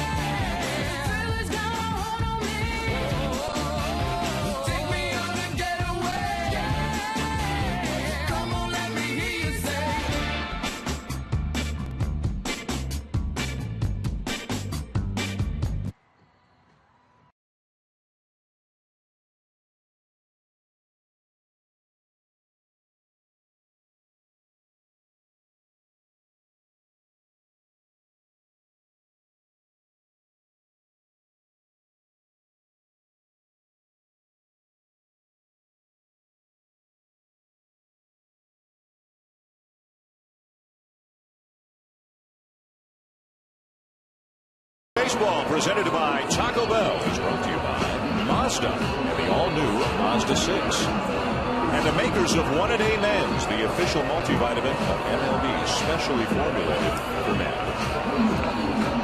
No score going to the bottom of the 7th. Sale was perfect through 6 1/3 before Mike Trout broke it up with a base hit. And still nobody has cashed in a run here on Mother's Day. Celebrated around baseball as MLB once again trying to raise awareness for breast cancer research and raise funding towards breast cancer research. And you see pink wristbands, pink batting helmets, pink bats, pink shoes, pink ribbons, pink gloves at all major league parks today. Mother's Day to all the moms out there watching. Moms across the country tonight. A lot of the players getting on board and using Twitter to send out their Mother's Day thoughts, including Adam Jones of the Baltimore Orioles using a different bat for each at bat, and those will be auctioned off for charity. Bryce Harper with a very popular hashtag today. Bottom 7, bottom 3rd of the order for the White Sox. Casper Wells, the left fielder, 1 for 2. C.J. Wilson pitching into the 7th inning. And this Oral will be just the 3rd out he's gotten this year in the 7th inning. 6 1/3. He's now done this 3 times. This is the deepest he's gone into a ball game this season. Yeah, and the reason he's not real efficient, he throws the most pitches around the big leagues as far as per start, but he doesn't get very deep into games. And the more efficient he'll get, the deeper he'll get in there. And the Angels would love to see that because they're still trying to get their bullpen in order and get some health down there. So they need their starters to go deep to take some pressure off that bullpen for Mike Butcher and his staff. Now Tyler Flowers, a base hit and a fly ball. Angels have won 3 in a row, including obviously the first 2 games of this series from the White Sox. Both of these teams off to disappointing starts. The Angels 14-22, the White Sox 14-20. They'll meet again next weekend out in Anaheim, a 4-game series.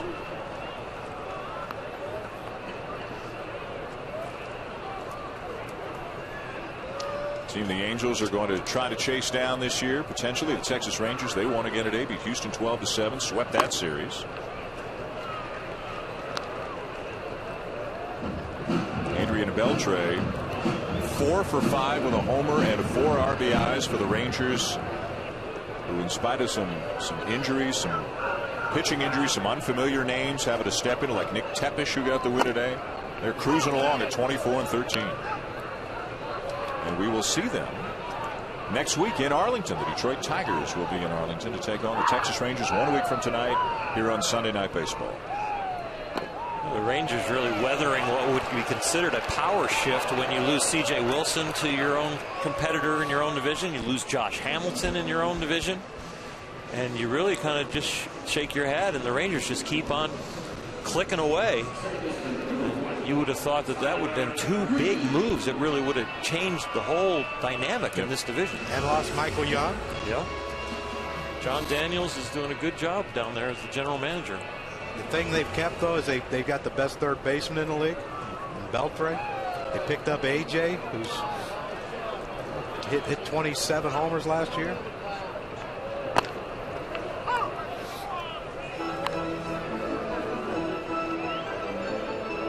The funny thing is, you look at all the money the Angels have spent. You mentioned Hamilton and Wilson. They pick up Albert Pujols, of course. They sign him, the former St. Louis Cardinal. You look at the 2 teams with the best records in their respective leagues. It's the Cardinals and it's the Rangers. It's the teams that have lost some of the biggest names in baseball in recent years. But they have used that money and spread it around a little bit more to multiple players. In particular, the Cardinals. They signed Carlos Beltran, and then they extended Adam Wainwright and Yadier Molina. The Rangers used some of that money to sign Elvis Andrus to a very long contract. Matt Harrison, who's out right now, unfortunately, after back surgery, but they signed him to a 5-year deal as well. Didn't put all of their eggs into one basket. Just inside. 1 ball, 2 strikes on Tyler Green. 94 pitches for C.J. Wilson, doing a great job battling here on the road for the Angels, looking for that sweep. But right here, he's got to continue to make quality pitches and especially use his off-speed stuff. He can't default just to hard.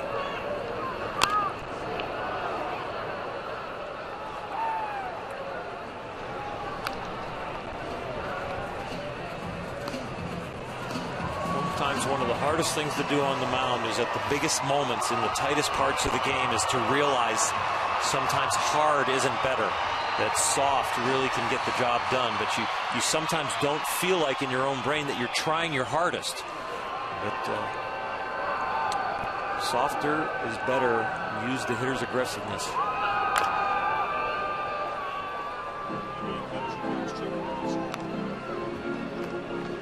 Problem is that most of the time he's put himself in these situations where he has to make these stressful pitches.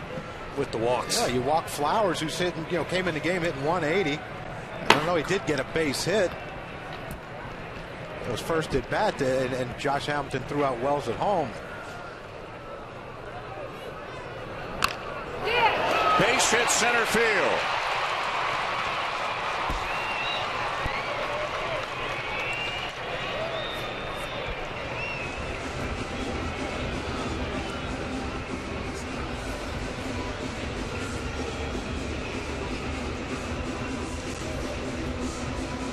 So 2 men on, 1 out. Wilson gets a visit from Iannetta, and the bullpen is busy now for the Angels.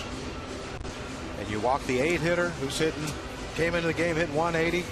The 9th hitter gets a base hit.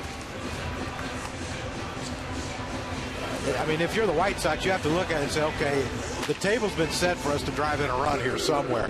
We got the top of the order up. There's reason they hit at the top of the order because they're supposed to be good hitters. Ramirez has a couple hits in this game. Diaz's typical lefty-lefty. He struggled against C.J. Wilson tonight. One of these guys have to come through for him. Diaz 0 for 3. Chased.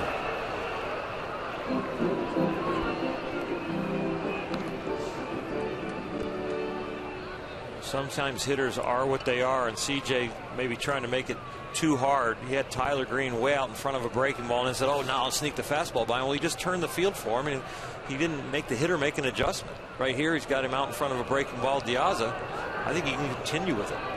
You don't have to set it up when they look that bad on it. Chased again. Don't back off and throw the fastball here. Stay with the breaking ball until he proves to you that he even has a clue on it. But so far, he has no clue. His last at bat, he threw a fastball up and into Diaza to strike him out swinging. That was, about neck high, and that's an uncomfortable pitch for a lefty. That's a left-handed pitcher. And now CJ's going with the slider, and he's swinging at it like he's getting the fastball in. Hey, don't trick him. Bounces away from Iannetta, and the runners will advance. It'll be a wild pitch charged to Wilson. He tried to throw the greatest slider he's ever thrown in his life right there, and he buried it. Yep. And he didn't have to. No, it was a ball out of his hand. Just kind of spikes it. You see it immediately out of his hand. There's just no way you're going to offer that if you're a hitter. Now he's got himself, like you said, Johnny, kind of backs himself into his own corner. And you cause your infield to come in with second and third. Now, any roller that gets through, it's 2 runs. Double play. He's taking the double play out of order. Scoreless game. Bottom of the 7th. The White Sox have had their chances. This is the best one they have had. Down and away. Truckee, if you're Diaz, what does his mindset need to be in this situation? No matter what the pitch, I'm setting my sights to left field because he's thrown a fastball by him in, but he's also thrown a slider that he swung at the first 2 of this at bat that he swung through like he's looking for a fastball. So I just try to shoot everything down the left field line because if he throws a fastball in and beats you, you can still fight it off with your hands. Got a piece. Ground ball to first. Pujols unassisted, 2 down. Flowers cannot risk it. And that's exactly what I was talking about there. He gets another pitch away, and he tries to hook it because, the last thing you want to do is get jammed and hit a little pop up to the infield. But, here's a swing. He swung at 2 sliders down, and here's another one down, and that's a pitch hit right there. He's looking fastball, and he throws the slider. And he's way out in front of it, and all he can do is one-hand it to the right side of the infield. Mike Butcher, the pitching coach, to the mound. Alexi Ramirez is the batter. The White Sox are 1 for 8 with runners in scoring position tonight. And season-long failures in that area are one of the biggest reasons why they are the worst offensive team in the league thus far this season. As a team this year, they're hitting just .221 with runners in scoring position.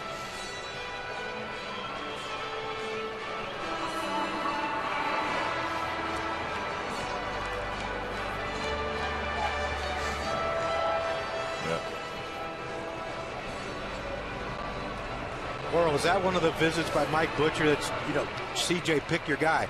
Do you want Ramirez or do you want Rios? Is that pick your guy? And how do you feel? I've got the bullpen ready, but yeah, I want to go with you, Big Horse, and you got 2 guys to get 1 out. Now so Ramirez has 2 hits off him so far. I would imagine after he spiked the slider to Diaza that Butcher couldn't go out and say, hey, let's pitch around this guy. That's too risky. Yeah, the best way to pitch around somebody is to throw that fastball low and away about 6-8 inches off the plate. You just kind of semi-unintentionally walk him. They're going to try and pitch to him, see if he wants to get himself out, it looks like to me. If not, they don't mind if they walk him. Wow, nice play by Aneta. That ball could have went anywhere. The one where the runners moved up, he couldn't quite smother, but this one, he tilts forward, he stays square, and he luckily gets it right in the glove. Nice job right there. That hits the heel of his glove. That could kick up off his shoulder and bounce back to the screen. And that's a big league play right there. Really great play by Aneta. He might not drive and run in tonight with his bat, but he just saved one right there. So second and third, 2 down, 2-0 on Alexi Ramirez.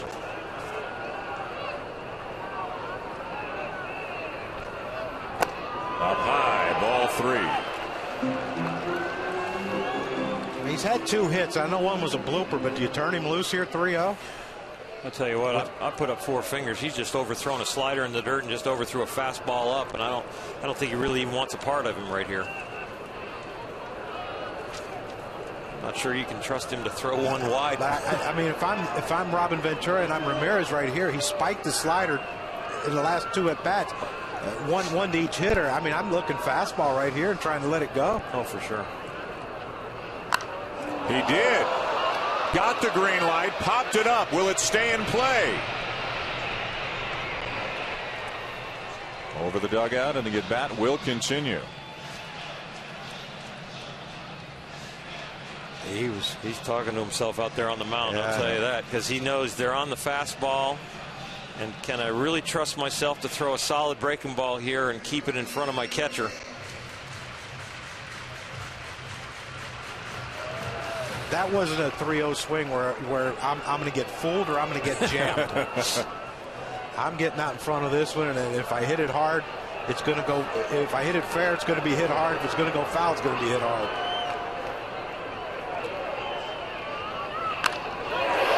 Base hit into left field. Flowers in to score. Green behind him as Trumbo bobbles it out and left. 2-0 White Sox.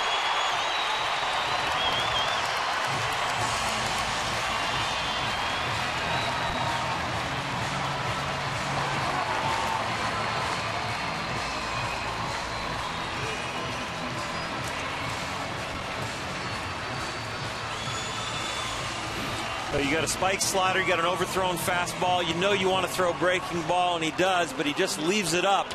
You don't know if that's a little doubt if I don't want to bounce it again, or if he just kind of made a mistake and threw a strike with it.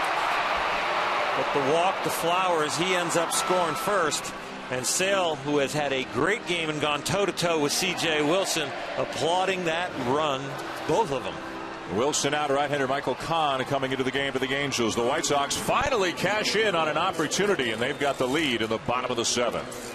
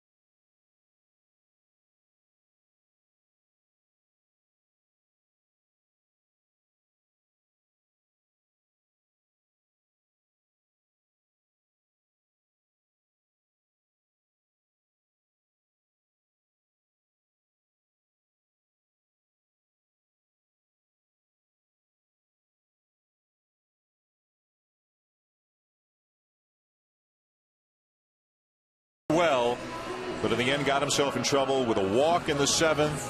Fell behind Ramirez. Might have got a little bit of a break on that 3-0 pitch that was fouled off. And then the next pitch was lashed into left field for a 2-run single. The White Sox scratch across a couple of runs. Right-hander Michael Kahn is into the game now for the Angels, making his 10th appearance of the season. The Angel bullpen is a work in progress. Lots of bodies shuffling in and out. It has been a much better group the last week or so. The numbers have been better recently.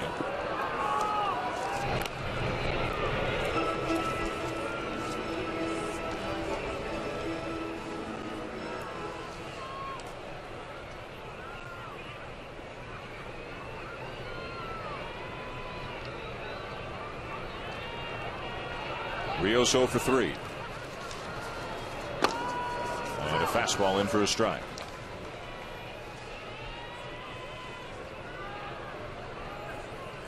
Chris Sale through 7 innings has given up just 1 hit tonight. It came with 1 out of the 7th inning. That's the only base runner the Angels have. The White Sox have had chances in multiple innings, finally cashing one in here with a 2-run single by Ramirez. Pitch out, nothing doing. Ramirez, by the way, somewhat quietly led all American League shortstops in RBIs last year with 73. Just picked up numbers 6 and 7 this year.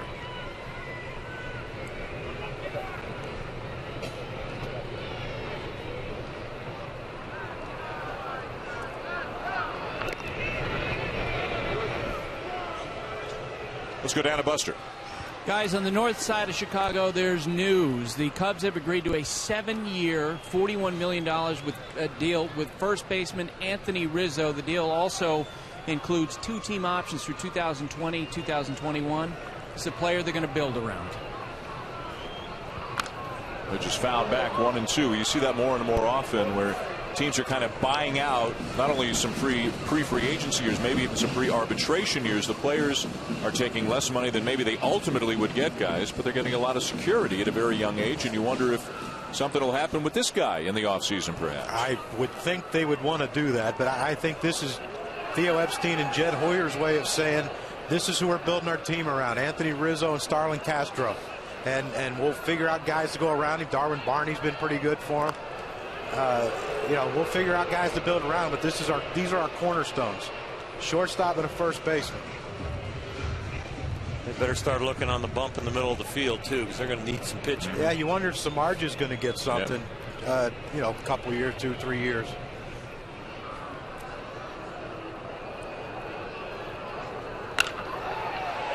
Base hit down the left field line for Rios. Ramirez runs pretty well. Hitting third, getting the wave, on his way home and in there. Rios into third, 3-0 White Sox.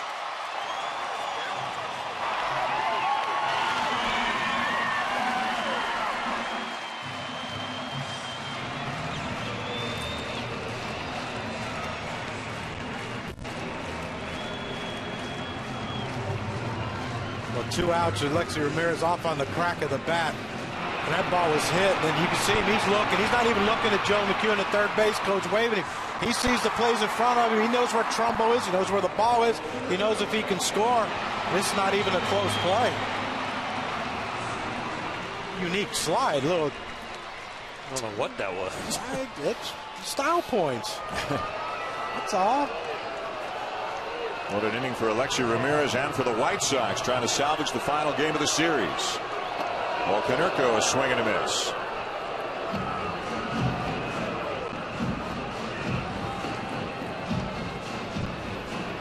Oral Chris Sale's been on that bench, I believe, for 23 minutes. He walked off after the top of the 7th 23 minutes ago. Any kind of an issue on this kind of a night?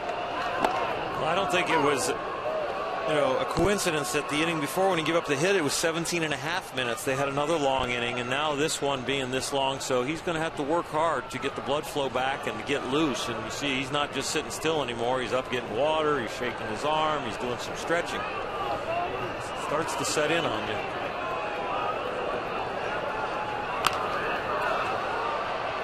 Pitch count's low. He's been dominant. He's just given up the 1 hit. Nobody up in the pen, and the White Sox have now given him a lead. Well, he's the ace of this club right now, and he's the stopper, and they don't want to get swept by these Angels. And he's stepping up and doing his job right now. He's going toe-to-toe with C.J. Wilson. C.J. was hanging with him, but now he's got the upper hand with the 3-0 lead, and I'm sure he wants to polish it off. Wilson pitched well, but still potentially looking at a loss. Well, Sales had one base runner, and that was the base hit, and C.J. set the table, and it really just kind of came back to bite him. Flowers walk, and then some other innings where he kind of set the table, had Josh Hamilton throw a runner out at the plate for him. But those 4 walks are what he's going to look back on and think, boy, I could have had a super dominant outing, but I really let it slip away when I walked a few people. 1 ball, 2 strikes on Konerko.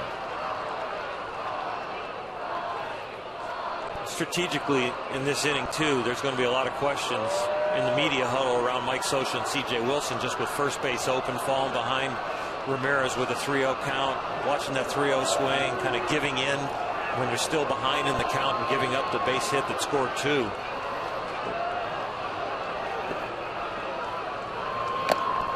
And the inning is over. But the White Sox cash in and score 3. Now C.J. Wilson of the Angels lead 3-0 at the end of 7, and the left-hander Chris Sale, who has been phenomenal tonight, heading back out to the mound for the 8th inning when we come back.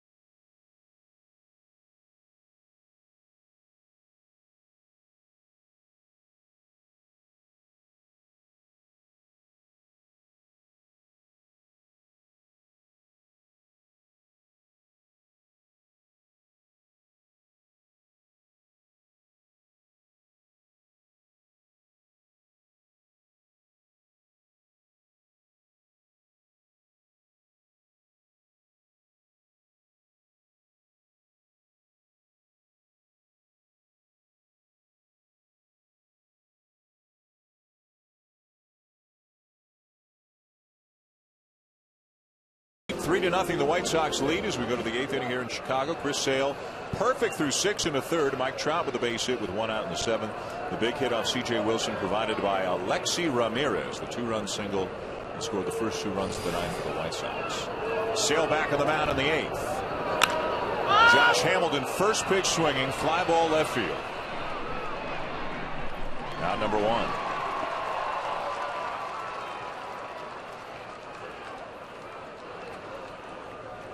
Well, Josh Hamilton, you knew it was going to be a tough outing going against Chris Sale. You look at his first at bat right here in the 2nd inning. The slider, you see Josh Hamilton give a little bit with that slider. That's why he hit it off the end of the bat. So Sale says, well, let me go back again. He leaves this one middle in, but because he threw him the slider early in his first at bat, he still was pulling off. And then he throws a fastball away. Great pitch with a 3-0 lead. Fastball away. If he hits it, if he's going to hit it out, hit it to left. And he flies out to left field on a weak fly ball. And with Hamilton being 0 for 3 tonight against Sale, left-handed batters are now 3 for 45. And we're not picking on Josh Hamilton because he's struggling. That's every lefty. That's pretty much the at-bat you're going to get off of him. 3 for 45 against Sale this year. That's why I said off day. What's the theory of the big league hitter, though, John? When you're down by 3 and you're getting shut out, well, you swing at the very first pitch. Well, you would like to tell you, like, okay, if it's Howie Kendrick leading off, you say, Howie, take a strike. Make him throw a strike. But lefty on lefty, if you give him 0-1 against a lefty, you're done.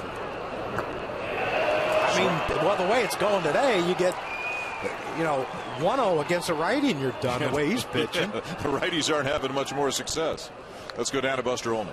Guys, a big turning point in Chris Sale's life as a baseball player came after his junior year in high school. He had butted heads with his coach, Mike Campbell, down at Lakeland Senior High School, to the point that going into his senior year, Mike Campbell told me he told his assistant coaches, keep him away from me because I might have to get rid of him. He had constantly told Chris, talk to him about making better choices in his life.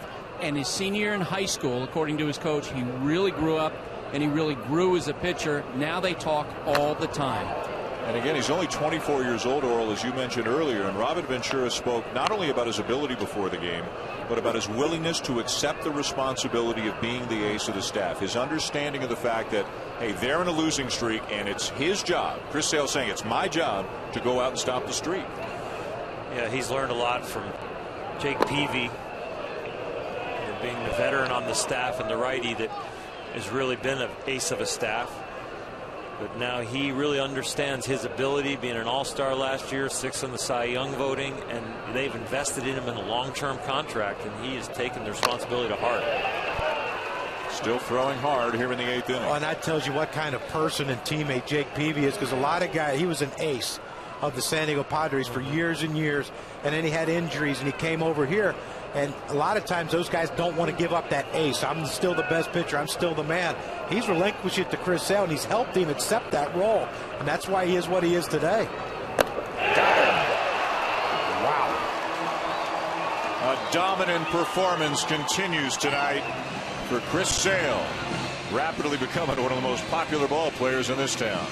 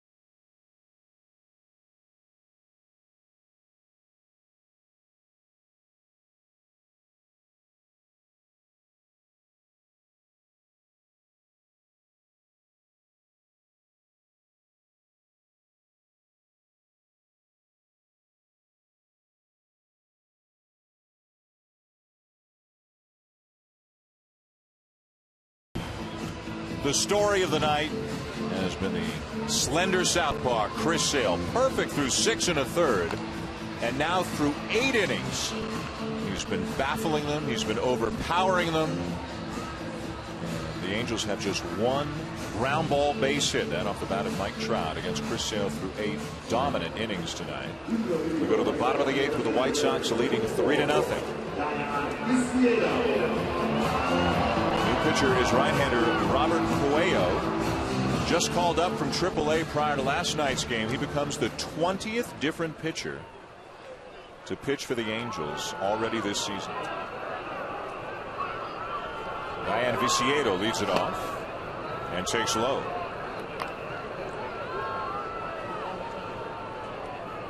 I think the young man wasn't nervous when he came in. First pitch, he spiked it in the grass in front of the plate. Warm-up pitch.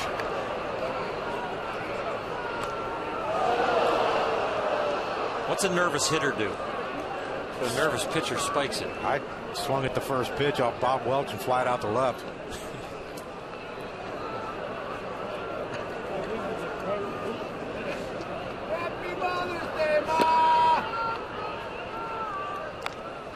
The Angels, when we look at their bullpen, hoping to get Ryan Madsen back maybe within a week, and then Mike Scioscia would have options with Madsen and Frieri, 8th inning and 9th inning.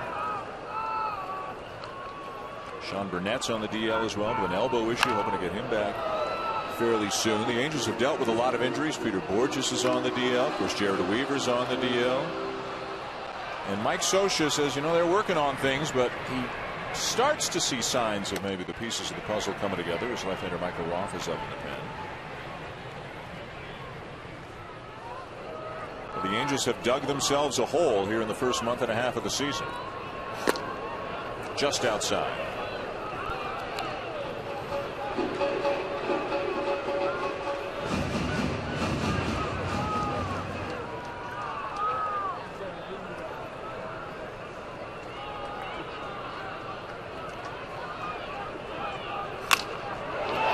Broken bat flare into right field, a base hit.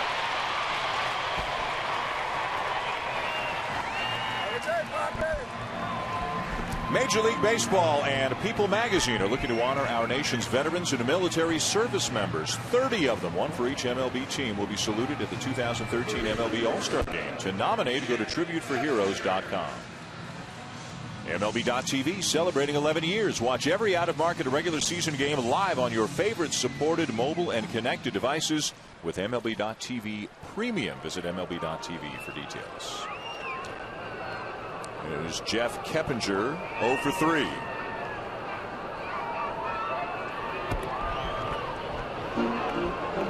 White Sox closer Addison Reed is now up in the pen, just in case Sale needs a little help. Pitch count's not an issue.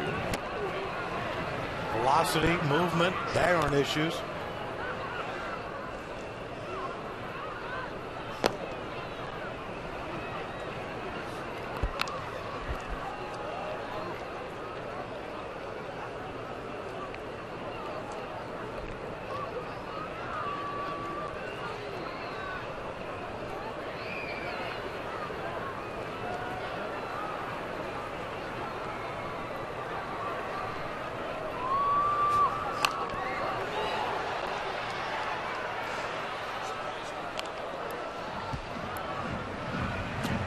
It's been quite a week for starting pitchers. 3 different pitchers have thrown one-hit shutouts where the one hit was the only base runner allowed. No walks in any of these games. Matt Harvey of the Mets, Shelby Miller with the Cardinals, John Lester with the Red Sox.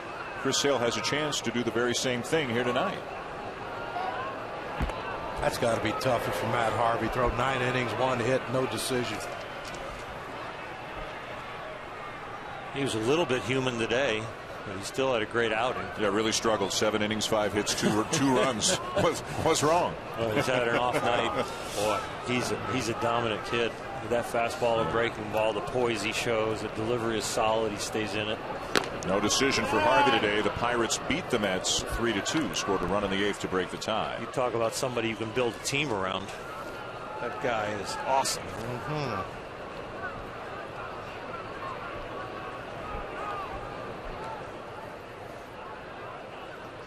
He's the Mike Trout and the Bryce Harper of the mound this year. For this year, you're right. Yep.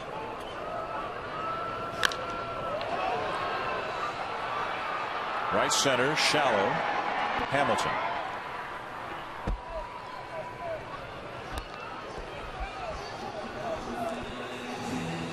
White Sox are off to Minneapolis to start a series with the Twins, and as we mentioned, they head out west. They'll take on the Angels next weekend in a 4-gamer. The Angels go home and see the Royals before the White Sox come to town, then Seattle. And a lot of talk about how the Angels have struggled with all the money they've spent. They haven't made the playoffs any of the last 3 years. Mike Scioscia's been there 14 years now and acknowledged as one of the game's great managers, and deservedly so. But some talk, guys, about whether there could be a change. One of the complications is Mike Scioscia signed through 2018. And nobody's advocating a change, but you just wonder if an owner like Artie Moreno, who has spent over $500 million in the last 3 years and is not getting the results, you know, it's his team, and maybe he'll feel the need to make a change at some point. I'll tell you what, you can't blame Mike for all the injuries they've had. The bullpen with Jepson and Burnett and Madsen and Peter Borges on the DL, and Ibar can't play every day right now because of a hamstring. And you know, the bullpen really has not been in order. You lose Weaver out of the rotation.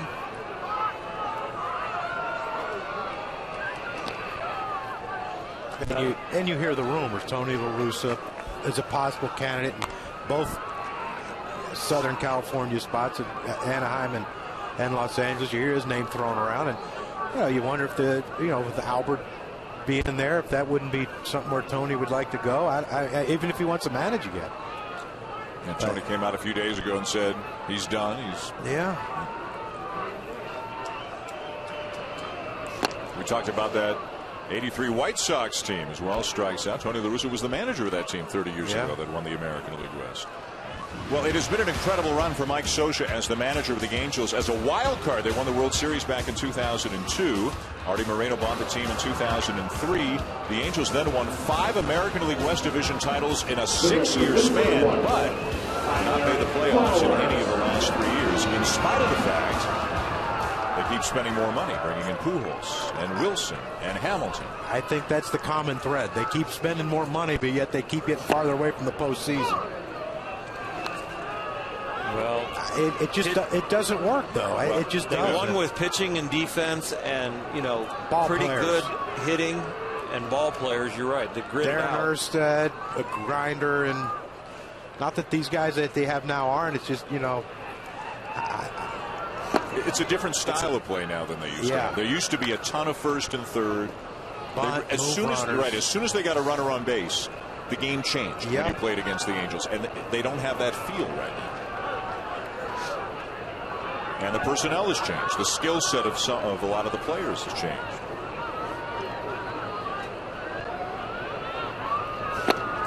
One and two, the count on Flowers. If you had Borges in center field and Trout in left and Hamilton was healthy and getting on base and running, you got 3 outfielders that can cover all kinds of ground, and that's Mike Scioscia kind of baseball. Well, you don't right now. Hamilton's not hitting, and Borges is not out there. Ibar is at short. He's a Gold Glove type shortstop. They don't have that right now with an injury. And they got Albert playing on one leg at first base, and not up to his potential. It's a tough situation right now for the Angels. There's a lot of high expectations. Flowers strikes out to end the inning, and we are going to the 9th here in Chicago with Chris Sale 3 outs away from a pretty amazing night.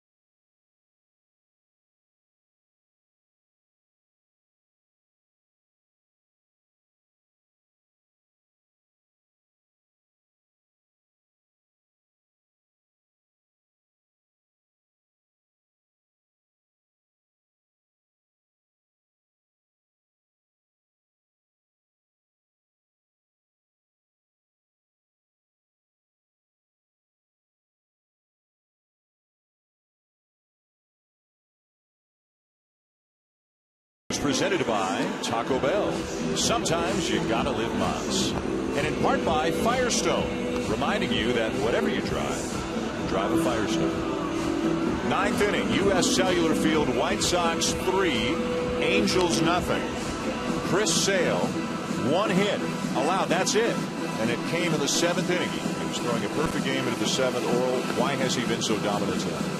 When you command 1 pitch, you probably will compete in a game. You command 2 pitches, you're probably going to win the game. You command 3, you are going to dominate a game, and that is what he has done with the changeup, with the fastball up, with the slider for a strike, and then move it around even more. The changeup off the plate, and now the slider down and in instead of just for a strike, and then the fastball up the ladder. He's had all 3, he's commanded all 3, and he has dominated the whole night.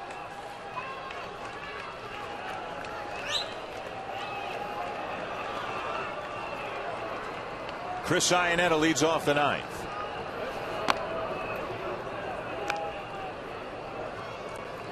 Sale with 7 strikeouts. 5 of them have come in the last 3 innings. And he has struck out Iannetta both times he's faced him. Weekly hit towards short. Charging Ramirez. Wide throw, safe at first.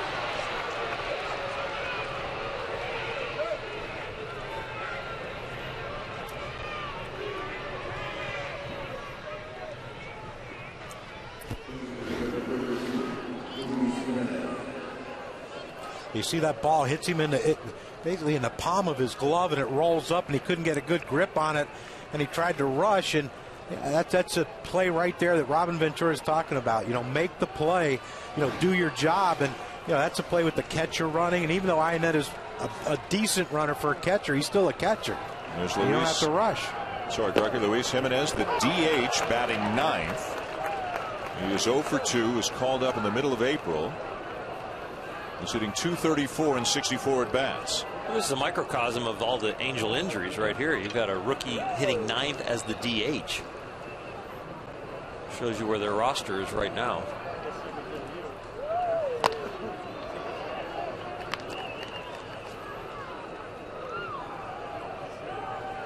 Some Angel fans here in Chicago.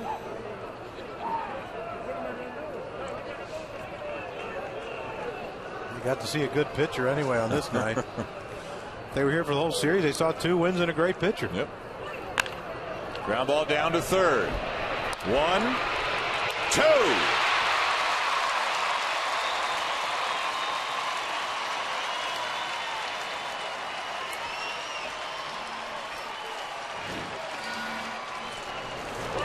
This play was made by Keppinger. Look at the strong throw to the second baseman. Just a perfect feed, easy double play turn just because of what Keppinger did. Look at this throw. There's no wasted movement, but look at how strong the throw. You see a lot of guys try to throw the ball, they try to get it there and try to be quick and fancy and flip it over to second base, and that was a throw meant to be a double play. Alberto Callaspo.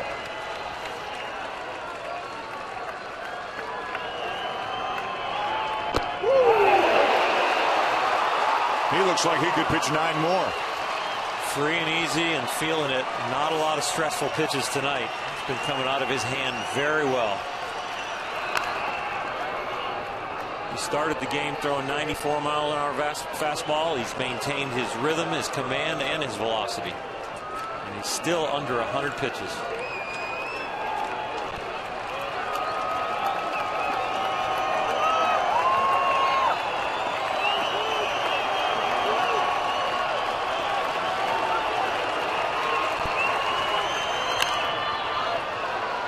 In the air to right field.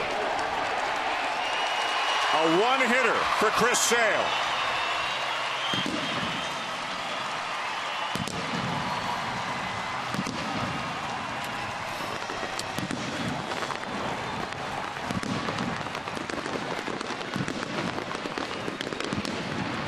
Tonight's Chevrolet player of the game was an easy choice. Chris Sale giving up just a ground ball base hit to Mike Trout in the 7th inning. A 1-hitter for the 24-year-old left-hander, his 4th win of the season. An incredible performance. Fewer than 100 pitches on the night. Didn't walk a batter. Struck out 7. And he pitches the White Sox to victory here in the final game of this series after the Angels won the first 2 games. White Sox 3, Angels nothing. Don't forget, we'll be in Arlington next week for the Tigers and the Rangers. Major League Baseball continues on ESPN tomorrow at 7 with the Mets taking on the Cardinals. Coming up next tonight, Sports Center here on ESPN. This has been a presentation of ESPN, the worldwide leader in sports. For Oral Hershiser, John Crockett, and Buster Olney, I'm Dan Schulman saying so long from Chicago.